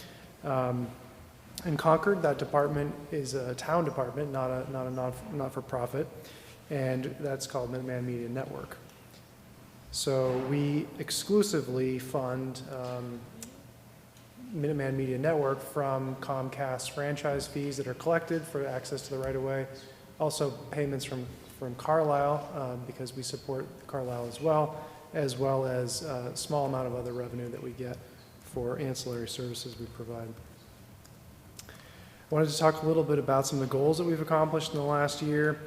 We are right now smack in the middle of a renegotiation of our 10-year franchise agreement with Comcast. That process has been long. We've had about a year of public input, information sessions, and a lot of action by the PEG Access Advisory Committee. We are hoping that this process wraps up in the next 6 months. I also wanted to say that the team has done an amazing job at re-engaging the school population. For a while, due to the pandemic, things were not hopping in the studio, and Julie and her team have turned that around. We've got the weather club, the Chinese club, we've got students doing podcasts, we've got teachers and excited about this. We're involved in the flex block of the school, so really exciting to see a lot of people in the studio. We have editing bays, we have a podcast studio, and also our TV studio. We've also replaced cameras and camera controllers at Ripley to increase the quality of the filming there, and much, much more. For our 25 goals, we are looking forward to supporting the town's 250th celebration through the production of promotional materials, videos, and also covering all the events that are going to happen in Concord. This is a really once-in-a-generation opportunity for us to help out with that. We're also looking to improve the equipment here in this building. Right now, we can't cover a meeting in this room and the select board meeting room at the same time, so we're looking to expand the ability to do that and also replace some of this equipment that's up to 10 years old. We're also going to be looking at replacing some or adding some equipment to the CMLP public meeting room so that we can cover meetings, trainings, and events there as well. We're also looking to upgrade the portable production equipment that will help with the 250th and other events like at the library, the Umbrella, the Concord Museum. In terms of operating revenue, you'll see here that our primary source of revenue is the Comcast franchise fee. We're also getting about $32,000 a year from Carlisle. That's a combination of a flat fee that they pay for their residents to access our studio, as well as an hourly fee that's assessed based on the coverage that we do. And then you'll also see some miscellaneous revenue, and that are things like private events that are not open to the public, that are not going to be released on our YouTube channel. Sometimes we assist with those productions, and also maybe some of those 250th promotional materials that would have been outsourced to a private entity. For operating expenses, I know some of these numbers get a little hard to see. They're in the packet as well. Where did I go? So we were encouraged this year to be pretty ambitious by the PEG Access Advisory Committee, our select board liaison, and our negotiating partner in our Comcast negotiations. Our fund balance continues to grow despite trying to allocate quite a lot of money of capital this year. That's in part because of a position that wasn't filled until later in the year and higher than expected revenue from Carlisle. So from our draft budget, we actually did increase both some non-personnel services and capital costs in the budget. In terms of capital here, because of the renewed interest in the studio and all the work that's being done there, a lot of that equipment is original to that building.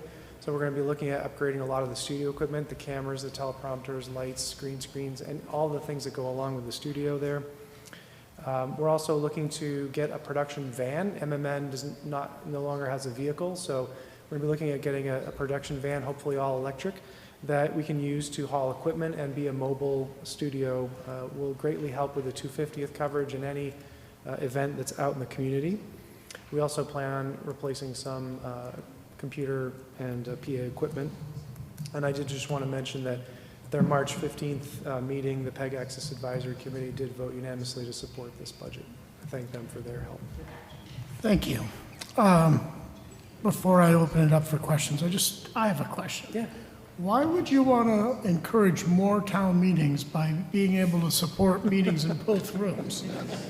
Has there been a demand for that? So no, rhetorical question. No, it's just a, I put that out there for you to yeah, consider. There's a real. I just want to say one thing. The select board sometimes meets in there to start and then comes into the hearing room. Today we have to build in a 5 to 10 minute gap to unplug equipment. And Well, plug maybe it they in. shouldn't do that. All right, questions. Okay, I have two. First one, in your list of improvements, can you expound a little bit on your intended improvements for the Harvey Wheeler Community Center and on the library's makerspace? That's the first question. Sure. At Harvey Wheeler, we're obviously interested in the listening assisted devices that are there. They also got a grant recently to help with what's going on there. There's a projector in that room. There's not great audio, so we are looking at improving that. It's not on our, a big capital plan for this coming year, but as part of our regular studio upgrades, we will be doing some work there this year and next year. Not like gutting all of our equipment and doing an RFP level stuff, but we're trying to make incremental improvements in the audio there. The makerspace, yeah, that's such a super exciting location. We've had conversations with Christiana and Emily, and I know Christiana recently brought in an assistant as well.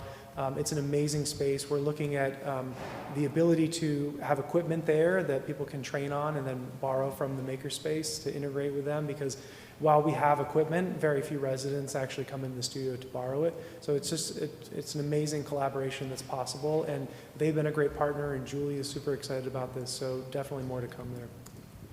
Good. And the second question is, in the warrant article, it says the fund balance, the PEG Access Fund is 1.8 million. In your presentation, it said 1.5 million. What is the PEG fund balance, and how do you intend to use it?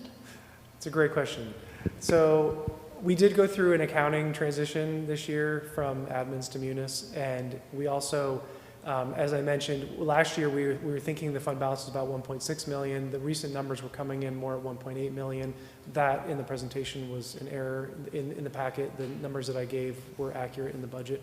And so like today, before journal entries, we actually thought it was closer to 1.9 million. So it is creeping up. Our plan for it is the capital plan that you saw here. We actually grabbed some plans from fiscal 26 and 7 to do them this coming year so that we could work on that down. I mean, again, we're negotiating with Comcast to ask for more money for capital. So we want to make sure that we're actually using it and have a good justification for it. Thank you. Questions on this end? Questions on that end? Questions, Suresh, Greg, Kathy? You guys have to say no individually. Not true. All set. It's getting late. All right, members of the public in the room, and if you're on Zoom and would like to be elevated, raise your hand. I don't see any. So that means we're going to go to the next article. Thank you. Thank you. Article 51. Edie.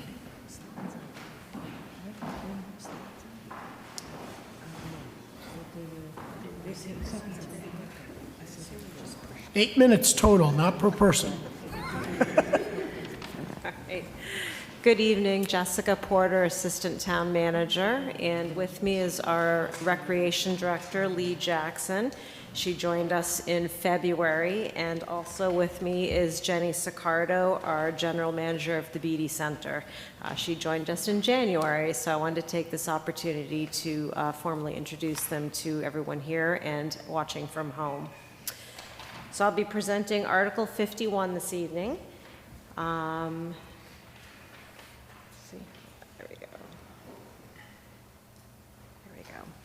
So the first slide you'll see here on the screen is the fiscal 2023 net income, which at this point is unaudited. We are looking at $127,150. You'll see we've also included for information purposes the fiscal 21 figures and the fiscal 22 as well. You'll see the yellow column highlighted there is the fiscal 23 unaudited and how we arrived at that figure of the 127,150. The next screen is the fiscal 2024 net income. That is the estimate. We're looking at $42,981. Again, we're showing on the screen the fiscal 21 actuals, the fiscal 22 actuals. You'll see the 23 unaudited numbers there that we just spoke about.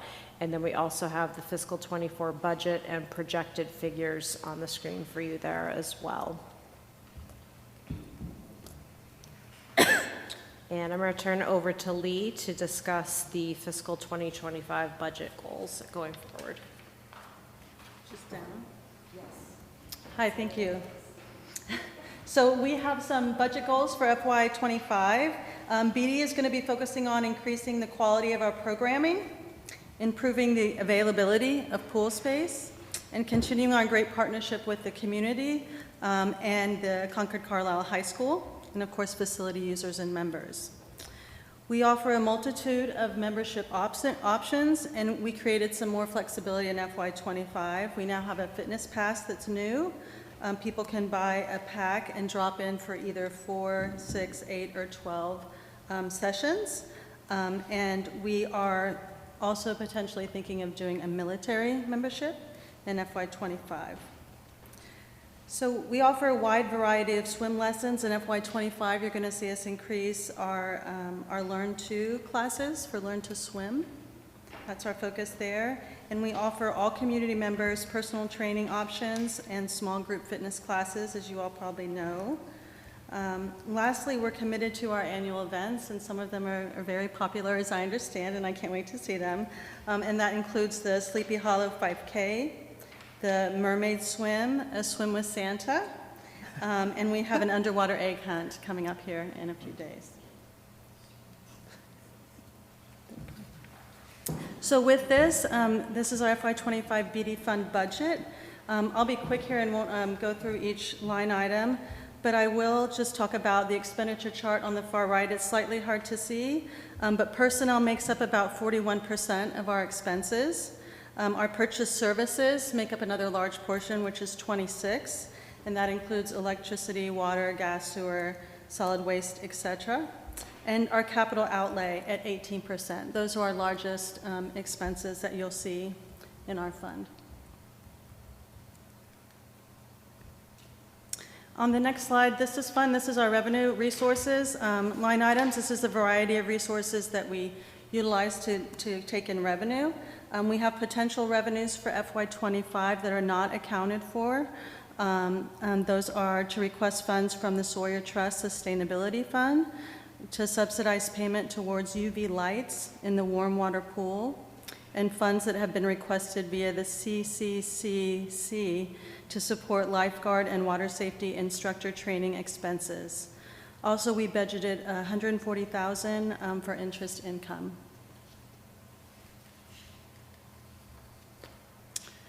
Next is the budget categories. In our budget categories, I'll just highlight two. Memberships. For our memberships, I'll share that we obviously have memberships for the Beauty Center, the Emerson Pool, and White Pond. I want to include that.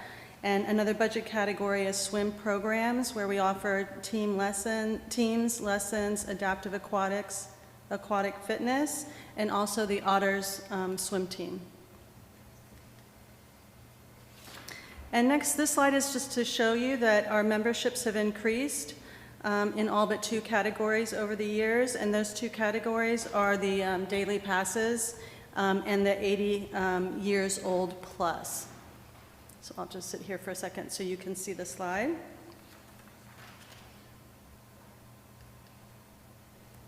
Next is the ages of our members. I think this is fascinating too. As you can see, most of our members are under the age of 50 years, with 63% of our members under the age of 50.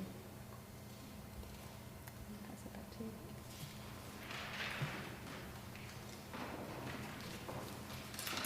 you. So now we'll touch briefly on the fiscal 2025 capital projects. So there's three main categories. The primary facility, we're looking at roof replacement and other building improvements. The roof is the original roof at 18 years of age at this point, and some of the other improvements we're looking at include some HVAC work. Locker rooms, accessibility, and miscellaneous equipment also fall under that category. The pool facility will be investing in filters, monitors, pumps, and other miscellaneous equipment. And then for BD, we'll be looking at replacements of some of the strength machines, stationary bikes, and other miscellaneous equipment associated with that portion. One thing I did want to address this evening, which does tie into some of the numbers, is the shutdown from 2023. So on the left, there's kind of the failures that were experienced, and then we have our solutions for success on the right. So the butterfly valve is the first one that was in the lap pool, which was not working properly. So that has now been replaced. And just so folks understand, the butterfly valve isolates the main drain from the surge and filter tank. For phosphates, the water levels had high levels. To rectify this issue, we've implemented more regularly scheduled checks and chemical testing, and also installed new chlorinators. Some of the control systems were found to not be working at an acceptable standard, so these systems have now all been updated. High bather load, well, that's not necessarily a failure, but it caused issues, was part of the issues. And subsequently, we ordered new variable frequency drives, which will greatly assist with maintaining safe water circulation rates. Installation of these should be starting in the next few months. And the last item was backwashing. Proper backwashing, monitoring, and testing was not being conducted. We're now backwashing the warm water pool daily, the lap pool 3 times per week, and the dive well and children's pool once a week. This process greatly assists with maintaining the combined chlorine level at acceptable standards, which is 0 to 0.2 parts per million. This process also assists with helping to maintain the proper phosphate levels. And that concludes our presentation. Thank you. Questions? Hold on, let me check the right side. Questions? Yeah. Chris, and then we'll go ahead. Yeah, I'm just trying to understand the budget. So if you go back to slide 6, it shows that you have uses of 3.5 million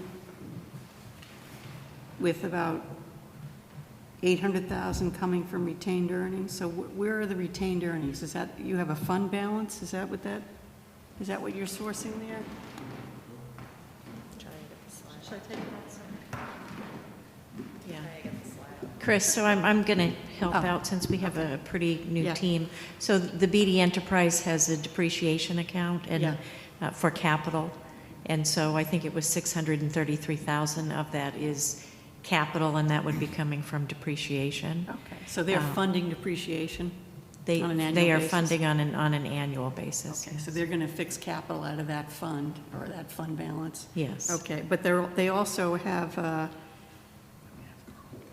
I guess the 211,502 is depreciation, so I'm confused. Is there 2.5 million in fees include depreciation expense, and they're adding it back to show cash? I can't figure out that chart. The, so, and I helped put this together, and maybe it's not I'm just trying to displayed understand what- correctly. So what I was trying to show here is that, so they're using the $800,000+ coming from their retained earnings, most of it going to capital. Right now, they would have a draw or net negative income of $211,000. So right now, but they're still looking at fees, and as Lee mentioned, they're looking at changes to membership So they fees. break even before depreciation? They do, Okay, I yes. got it. Okay, thank you. Hold on a second. We're going to go in order now. Harlan, and then Eric, and then Lindsay. Lee, one issue that you have not addressed was the BD parking issue. Yes, roll your eyes and laugh. This was something that came up at the Recreation Commission meeting. Do you have any revenues built into your budget for renting out spaces to the regional high school for that purpose? No, not at this time. We do not. Eric, and then Lindsay. What is the, on slide 4, you show investment income? What is that? That's the interest earned on Okay, so money it's that's interest. invested, I believe, by the CFO handles that, but that's interest just like the rest of us get on our savings accounts. And so my question's related. What's the rate of return expected to get to the $140,000 in interest income in 2025? So we plugged in 4%. Questions online from Suresh, Kathy, Greg? And if you're online and member of the public and would like to elevate yourself? I have a quick one. Yep, go ahead. Don? Yep, you're planning to replace the roof, I believe you said. Is the solar task force aware of that? Because you have a nice big flat roof. I understand that there have been discussions about potentially doing solar panels and looking at that going forward. Nothing has been officially decided yet, but it probably makes sense not to move forward with solar panels until we figure out the roof situation and then go from there. Right, you want to coordinate those two. Yeah, Thanks. exactly. Yep. Just a comment. I remember sitting here 2 years ago, 3 years ago, when we were sort of concerned that the town would end up either having to close or subsidize. What's your sense now if you look out 5 years? Not that we'll hold you to it. I'm a big dreamer, so I have my ideas. Okay. Well, I think it was around membership, too, instead of Yeah, how's that's- membership looking? It's looking good, actually. Yeah. I think membership is really healthy right now, and we have a variety of ideas that we hope that work for us in the town. Yeah, and I noticed most of it's going up except the 10X, which declined. Did that happen on purpose? Everything went up except for the 10X. Oh, yeah, so that's just the drop-in 10 times. Oh, And drop-in. You can just do Oh, a I see. drop-in Got it. class. Okay. That's all that is. So maybe they're converting now. Okay, thank you. I think that's it. Any members of the public? Nope. Okay, let's go to the next article. Thank you. Thank you, guys. Article 52. Unpaid bills. Do we have any? We do? Oh, yeah, Or $7,000. laggards or slackers? Like 7,000. Yeah, 7,000. 8,000?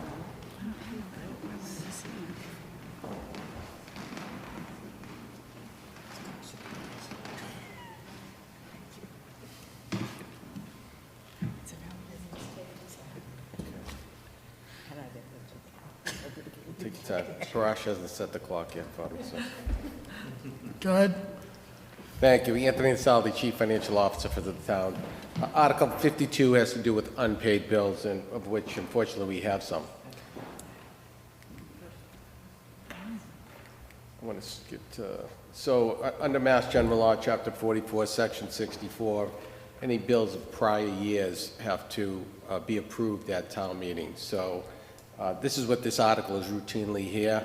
And this year we do have some, and I'm going to show you this chart right here. So we've identified right now just under $12,000 worth of unpaid bills. Those are the bills that are listed. Those are the departments that they came from.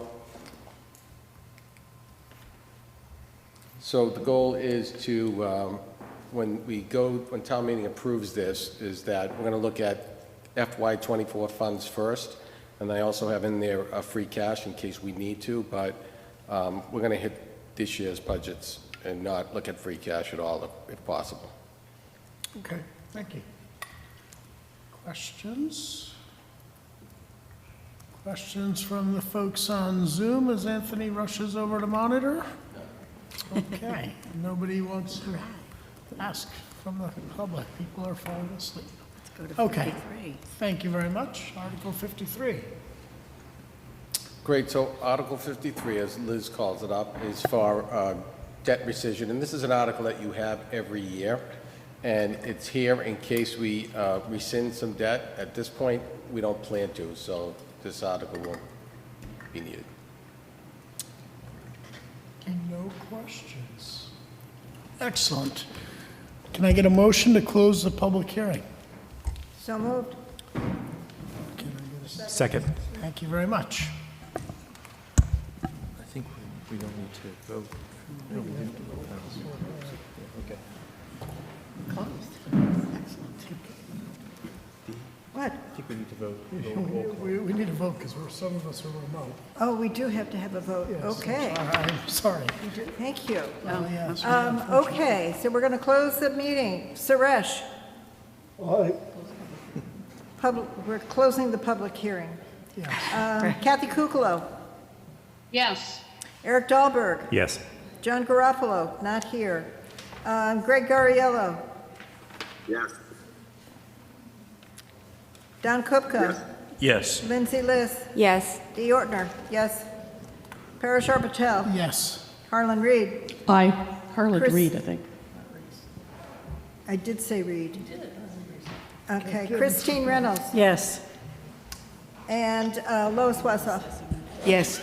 Thank you. All right, thank you very much. Do we want to take 5 minutes? Yep. See, and then we will open up the public meeting. Okay. Thank you, guys. You guys can leave if you'd like. I'm just saying. I have 8:58.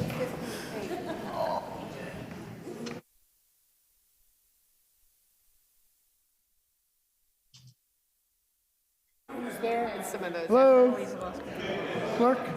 I'm going to call the regular meeting to order. It is 9:13. 9:13, okay. Call the regular meeting to order, the Finance Committee. Okay. Can I get a roll call, please? Yes, you can get a roll call. Suresh? Aye. Kathy Kukalo? Eric Dahlberg? Kathy, are you there? Keep going, she'll come back. Eric Dahlberg? Present. Greg Guriello? Present. Okay, Don Kupka? Here. Lindsay Liss? Here. Dee Ortner? Here. Parashar Patel? Here. Harlan Reed? Present.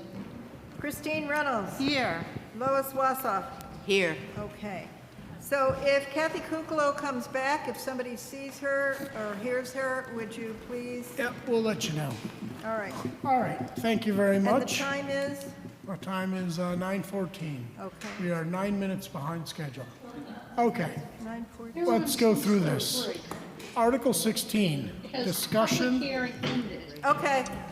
Now we have to do Yeah, we're on the article. regular agenda. We're on item number 4 of the agenda, Finance Committee meeting. We are about to discuss Article 16, creating a stormwater enterprise fund.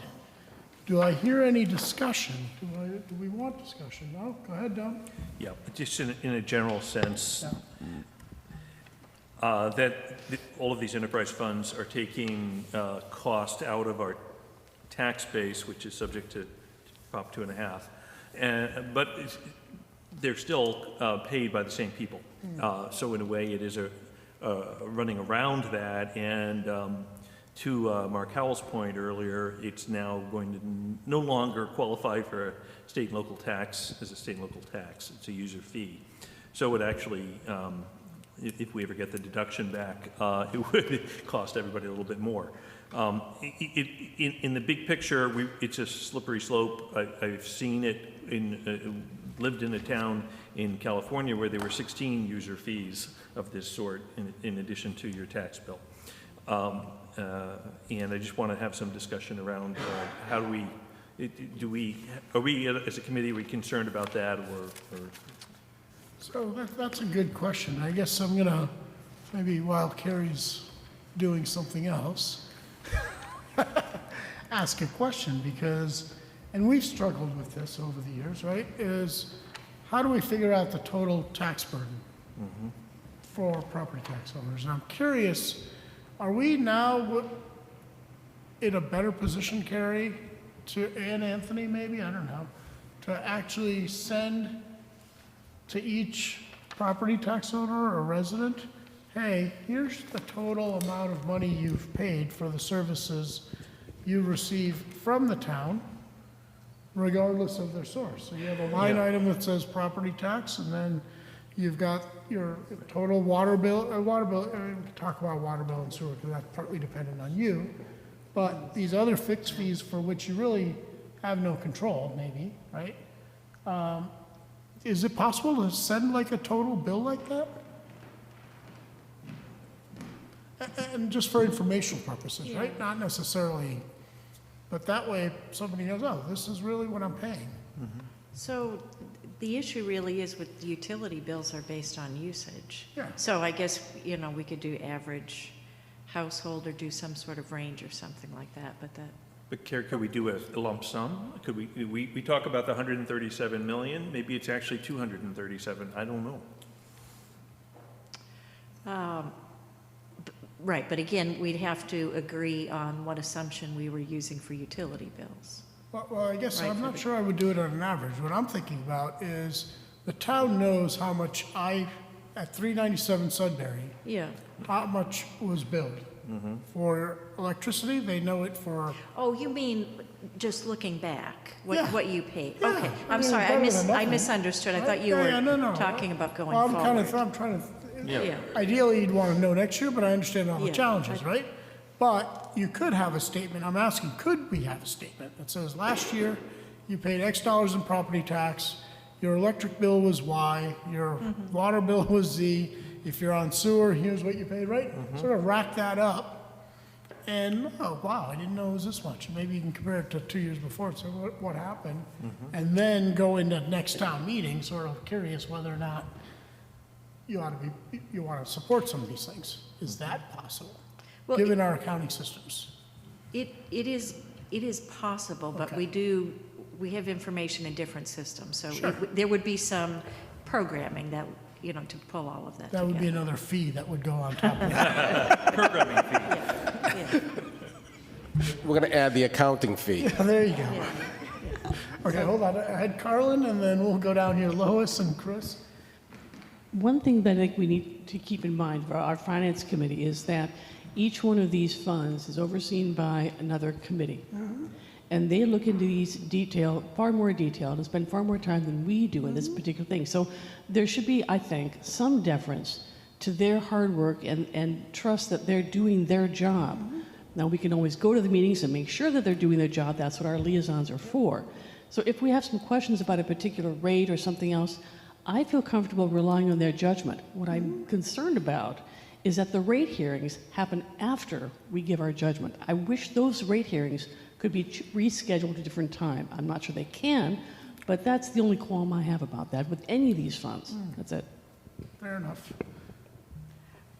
Yeah, I agree with what Carlin just said, and I also, I think the specific question we're thinking about here is whether or not this particular activity should be managed through that system. Otherwise, you know, it's still going to come out of the general fund, and it's going to be fighting for resources with all the other things that are coming out of the general fund. So the question before us really is to think about whether or not managing this particular issue is, should be separated from the general fund and managed separately through the system, as Carlin pointed out, of a separate commission that would set the rates. My inclination is that I think it should be, because I think this is the kind of situation, these are the kind of expenses that end up getting deferred and getting deferred and getting deferred, as we've seen with other expenses that have to come out of the town's general fund, and end up being the train coming in the other direction that's going to hit us, because there's so much time that's gone, there's so little investment that's been made over time, because there were other issues demanding attention. So I think we should focus on that question as we're discussing this. Fair enough. Chris? I would echo Lois's comments. I agree. I think it was done specifically to make sure it was getting the appropriate level of funding that it wasn't getting within the general fund. So I'm okay with it.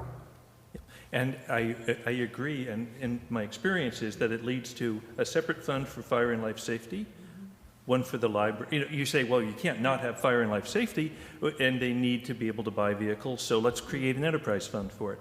Then let's create an enterprise fund for the library. Let's create and you end up with all of these, and all the boards are doing a great job, and they're saying, we want to provide the best fire and life safety we can. We think we should have 2 new trucks this year.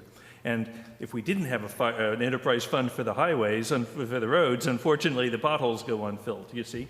So it becomes a manner of governance, really. It's about how do we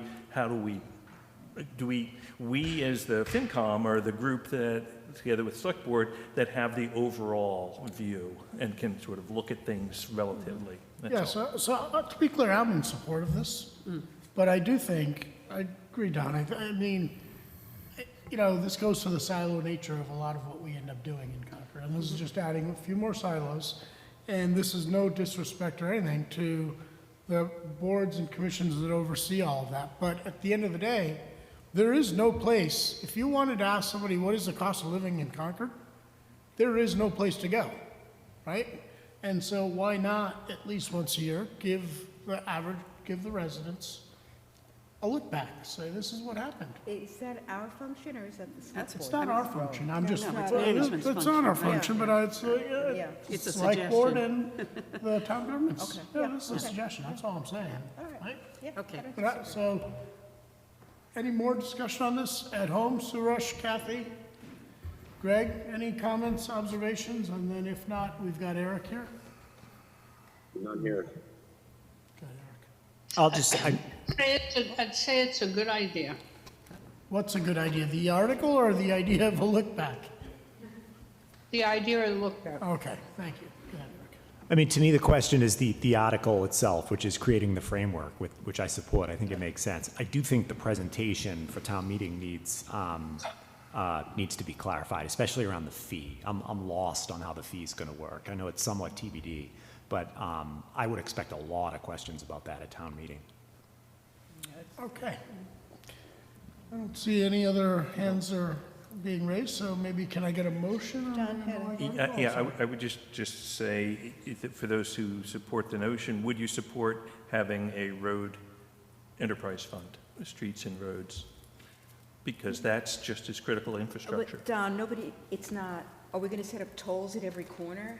How do you manage the revenue piece? No, it's a separate charge, just as this would be a new charge that arises. I don't see this as a slippery slope issue. I think there are certain the town historically has defined certain functions as being sort of core services, Yep. and those stay within town government.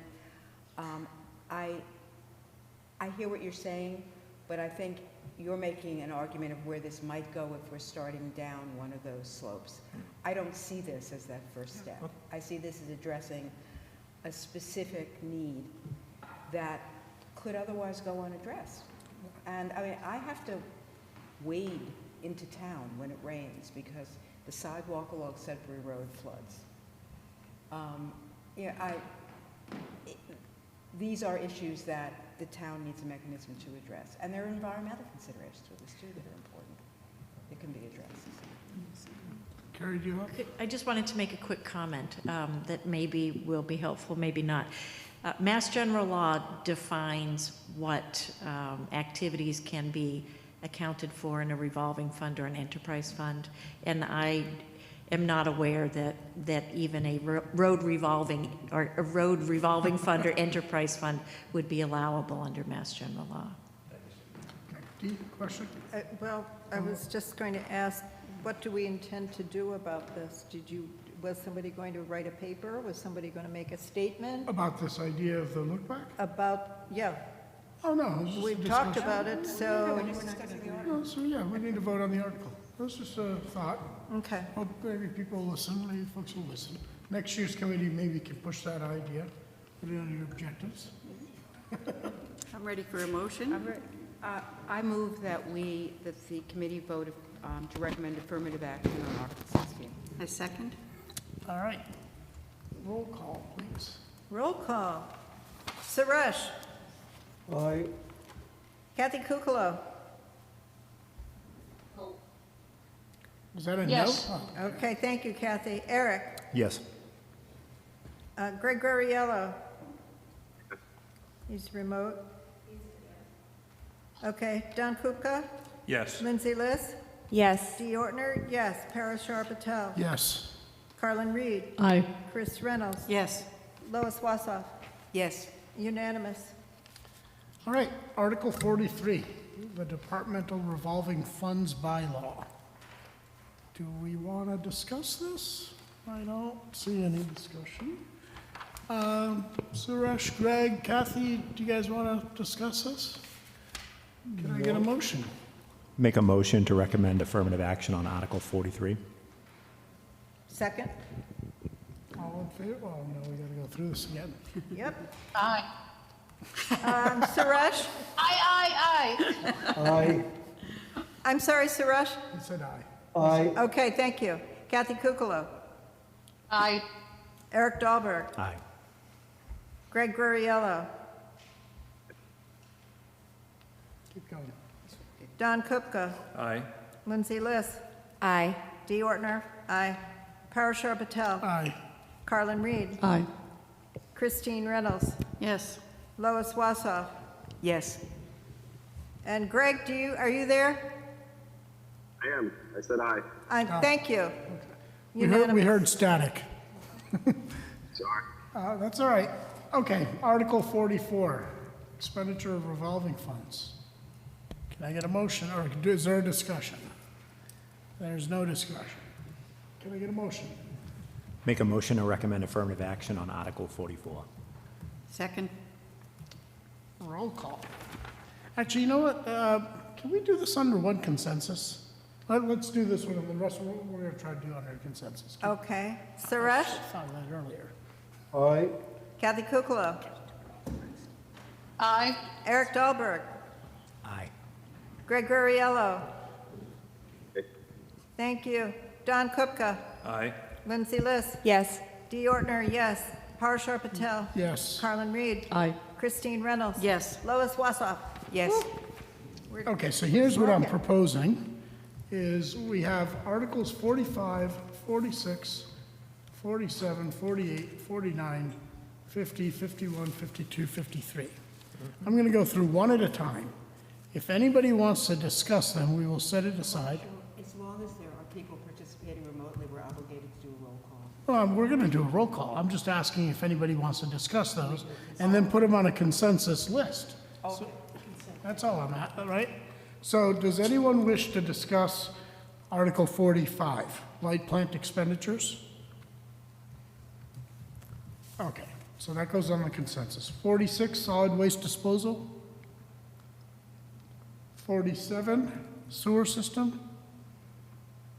48, improvement for the sewers. 49, water system. 50, PEG. 51, BD. 52, unpaid bills. 53, debt recession. Okay, nobody really wanted to Debt discuss. recession is not 53 paid. is Oh, not being. sorry, so moved, yeah. scratch 52. Yes, So, Scratch 53. 53. So nobody wanted, so basically we will put on one consensus motion, Articles 45, 46, 47, 48, 49, 50, 51, 52. Yep. Can I get a motion to that effect? Motion to approve the articles mentioned. Can I get a second? Second. Roll call. All right. Suresh. Aye. Kathy Kukla. Yes. Eric Dahlberg. Aye. Greg Gurriello. I heard that. Don Kupka. Aye. Lindsay List. Yes. Dee Ortner. Aye. Parashar Patel. Aye. Carlin Reed. Aye. Christine Reynolds. Yes. Lois Wassoff. Yes. Excellent. Thank you. We have completed the warrant articles. We do have a few outstanding, right? Now, I'm looking around the room. I don't understand. Yeah. So agenda-wise, it says any articles presented previously. So I'm looking around to see the energy in the room. Do we want to talk about some of them today, or do we want to go to next Thursday? We don't go into, that's our next meeting, right? That's our next meeting. Well, on the CPC one, I wanted to wait until, you had asked, you had a request for information from the chair about showing some cumulative, what are you actually done for different groups, so. And as far as I know, we have not We gotten any. haven't gotten that, No, so we've I'm sort of gotten any. interested in that before I Okay. vote on CPC. So, Same. same, right? Yep. CPC on the capital piece.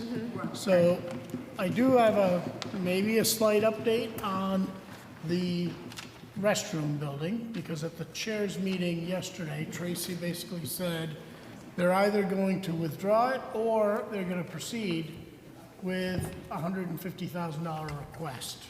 When are they going to decide? Well, it's unclear, and so I'm going to put out an idea, we don't have to vote on it today.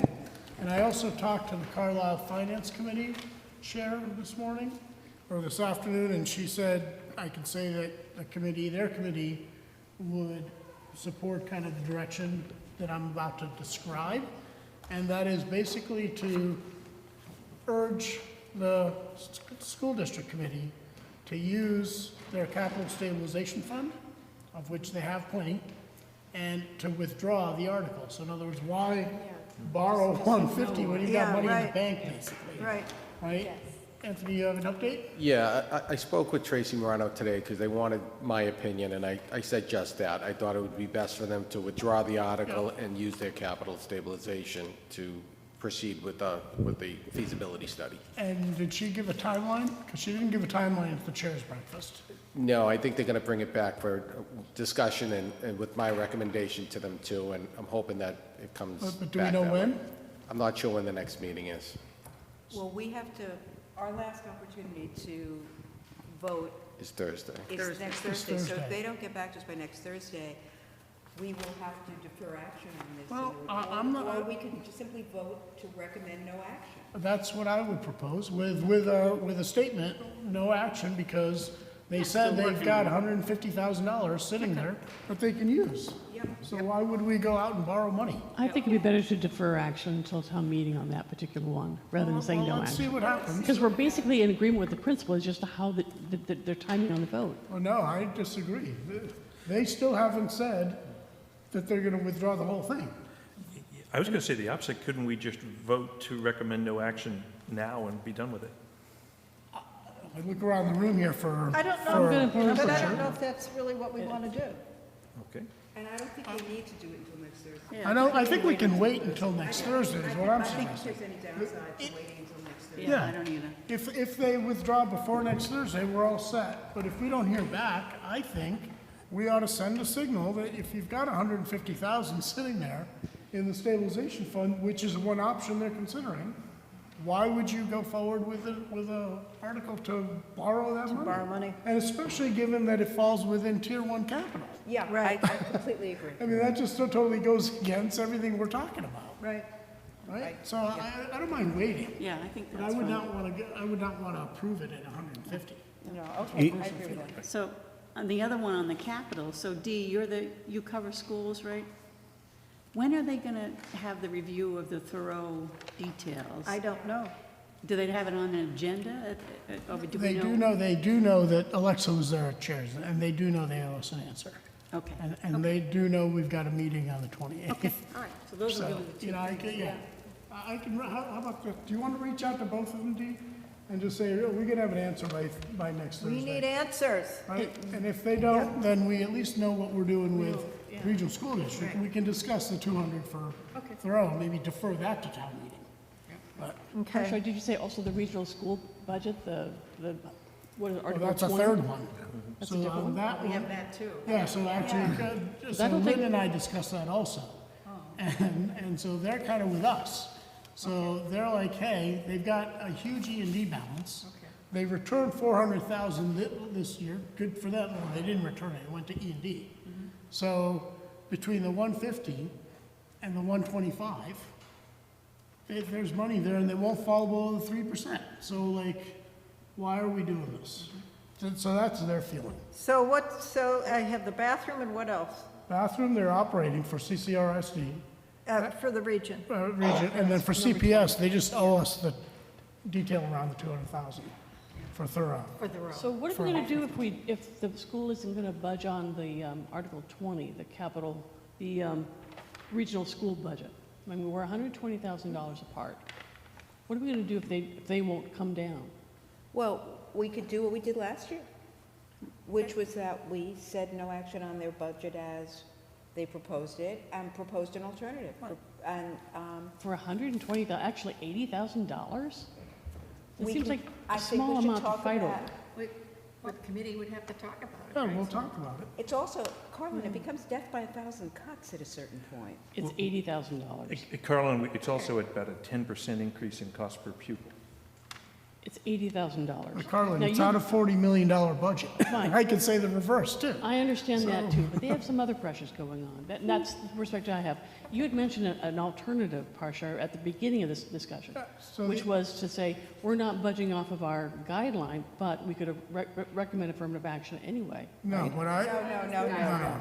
So to be very clear, what I was recommending is, hey, we make a motion to amend it by 125, whatever the shortfall is, and indicate that they've got money in the E&D account that they can use to make it up if they want. Yeah, I understand that. Well, I'm not going to be going along with that. Understand? Yeah, well, I think what we should do is defer the discussion until next week, Yeah. because they may have gotten back to us by then. We can defer to discussion next week. I will not be here, unfortunately, so just register my discussion opposition. I don't know. I can't So, vote next so week I anyway, have the so. list of articles that we still have to make a decision on. Yeah, Yeah. Do you want to make any decisions tonight? Do you want to wait for all of this till next Thursday? I just have a question, Dee. Do we still defer the middle school stabilization fund article? I think we pulled that. we actually voted no... What's not the, to what's pull the that article one. number? No, we said we're not going to go forward. That's with it. 25, yeah. Did we already, we voted? We voted on it. Did we vote on it? Yes, we did. We withdrew it on March 14th. Yeah, we withdrew it on March, We did not move it. We're not moving it. Good. exactly. That's number 25. We're not moving it. Hold on, which one? Free cash. No, that's one to be... I'll tell you the ones that we have. Go ahead. 14, 20, 21, 24, maybe 33. No, we deferred 33, we deferred 40, 43, 44. No, We've no, done all of those. I've got a We've list. got those. Start at the top. 7, Article 7, Article 14, Article 20, 21, 21, 24, 33, 40 are the And- ones that we still have to vote on. 43. We just voted on that. We did 43, okay. Yeah. All So right. again, it's Article 7. Yep. Article 14. Yep. Article 20, 21, 24, 24. 33, and 40. Yes.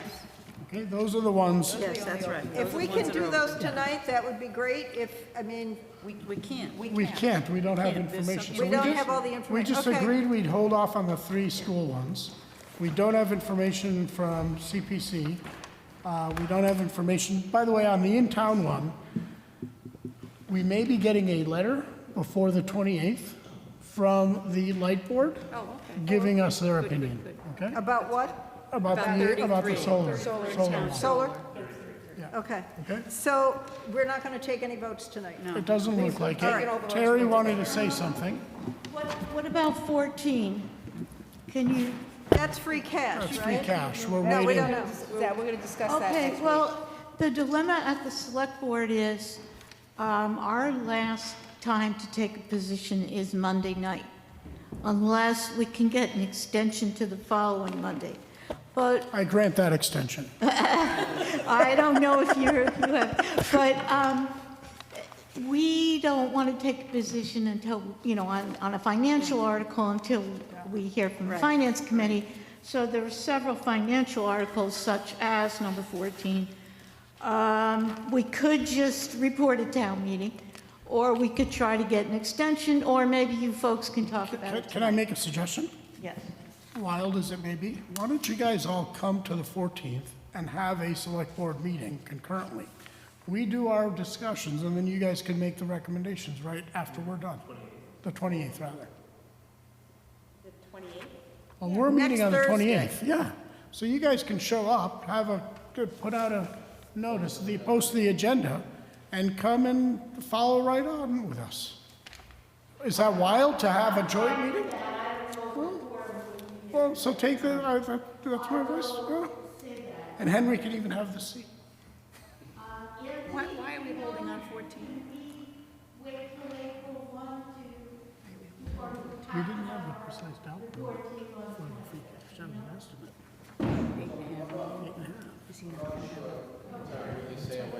That was the only reason. Does it get included in the finance committee book normally? I don't, Yeah, it does? yeah. What day is that Monday? Hold on. That's April 1st. April Fool's Day. Before you, Wait 1 second. hold on, Anthony, are you gonna have a more precise estimate of free cash by next Thursday? You are. If DOR gets back to us, yes, once DOR approves it.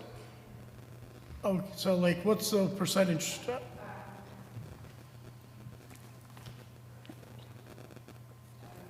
Let me phrase this another way. You guys first showed what, 7.5 or 7.3? But you said it's really gonna be 8.5, right. Are you guys reasonably confident that it'll be plus or minus 200,000 off that 8.5? Yes. Then I don't Okay, think so we vote then, on 14. if Does it's, that help then you do if we we want to do vote on 14? it now on the free cash then? I'm If okay we're with that. reasonably confident that it's going to be anywhere from 8.3 to 8.7, and we know we're going to be giving 350 of it away to the committee, That's okay with me. and we're going, so It'll be this is above the the other question, floor. the $1 million Yep, would also be tied, yep. right? So are we comfortable with the use of the $1 million for Yes. property tax? Yes. Because Mary had a different idea, and I Yes, know she did. other folks Yeah. were leaning that way. I personally would stick to the $1 million regardless. I would, but if we want to have a bigger discussion, then we need to see what happens to the rate. So we would need more data. So that's, if the committee wants to adjust the million, then I don't think we can vote tonight. Well, yeah, and we can only adjust it down. Well, No, you can only, you It's, can't. it's in there. It's in Oh, the it's in warrant there, in yeah, millions, right. so you can't go Yeah, you up. can't You go can up. only Fair go enough. down. Yeah, yeah. That's the cap. So if we have Into the 8.5 million microphone. free cash In the minus, See, I can't hear you. Microphone. oh, sorry, if we have the 8.5 million free cash minus the 1.35 million, I guess, total, what percentage free cash does that take us to? If we go down to, say, 7.1 or So does that I leave us think comfortably you're above slightly over 5%? 5%. still, It's over 5%. oh, okay. Yeah, The only thing I want to bring to the finance committee's attention is, I'm really concerned about next year's budget because we had to deal with that $515,000 deficit. So that's going to hit less free cash next year. And so we could be looking at a lot lower number. So that, you know, even though we were slightly going up, it's a serious concern that, you know, we're making up that $500,000 plus from deficit that was against the general fund for FY24. So just keep that in mind too, because it's just, I don't know if it's going to grow at that rate. So is that something we feel we need more information about at next week's meeting? I would say that we need more information about Article 14 before we decide on it. If we And go I- to 750 or $500,000 or Okay. zero, right? So What can we happens have to the tax model, rate? can we see the model next Thursday of what happens? What happens to the tax rate? To the if we- tax rates? If we take it out?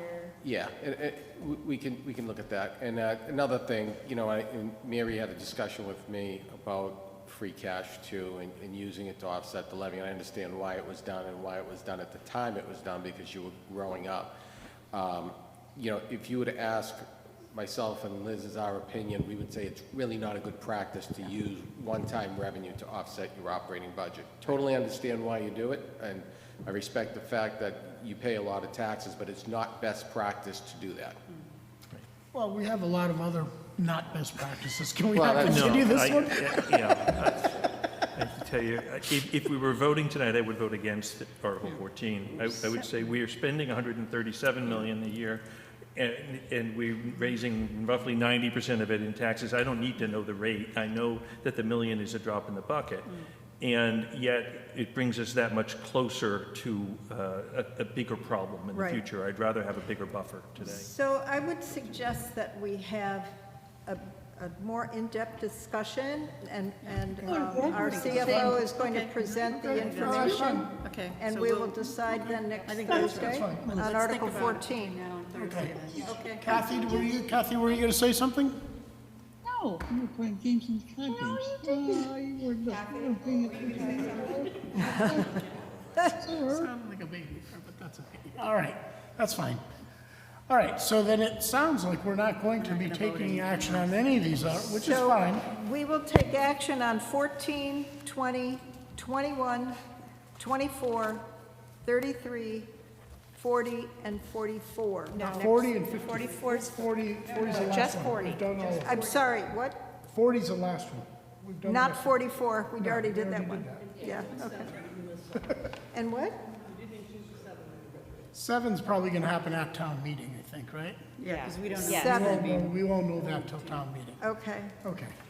So, can we go to correspondence, please? Please? We don't have any. There is none. There is none. Is We there got one letter correspondence? from the assessor that answered that question. That was Yeah. it. Did everybody get that letter from the I did, assessor? yep, I It's a saw it. small amount of money. Small amount of money, it always has been, yep. Are we good? Okay, so the agenda for next, just to be very clear, 30 seconds, please. The agenda for next week is we go over these articles. Yep. Number one.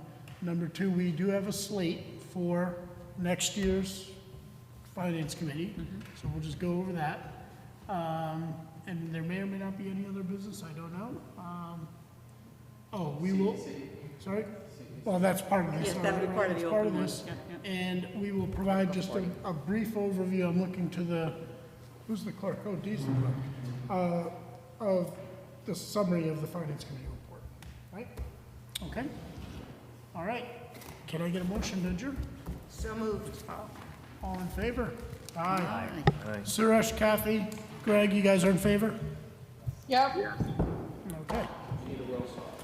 Sorry? Yes. Okay, hold on.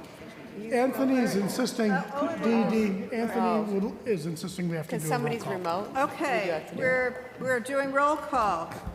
Suresh, Aye. Kathy Kukalo, Yes. Eric Dahlberg, Yes. Greg Gurriello. I heard him. Don Kupka, Yes. Lindsay He List, said no. Yes. Dee Ortner, yep. Tara Sharples. Yes. Carlin Reed, Aye. Christine Reynolds, Yes. and Lois Wassoff. Yes. All right, thank you.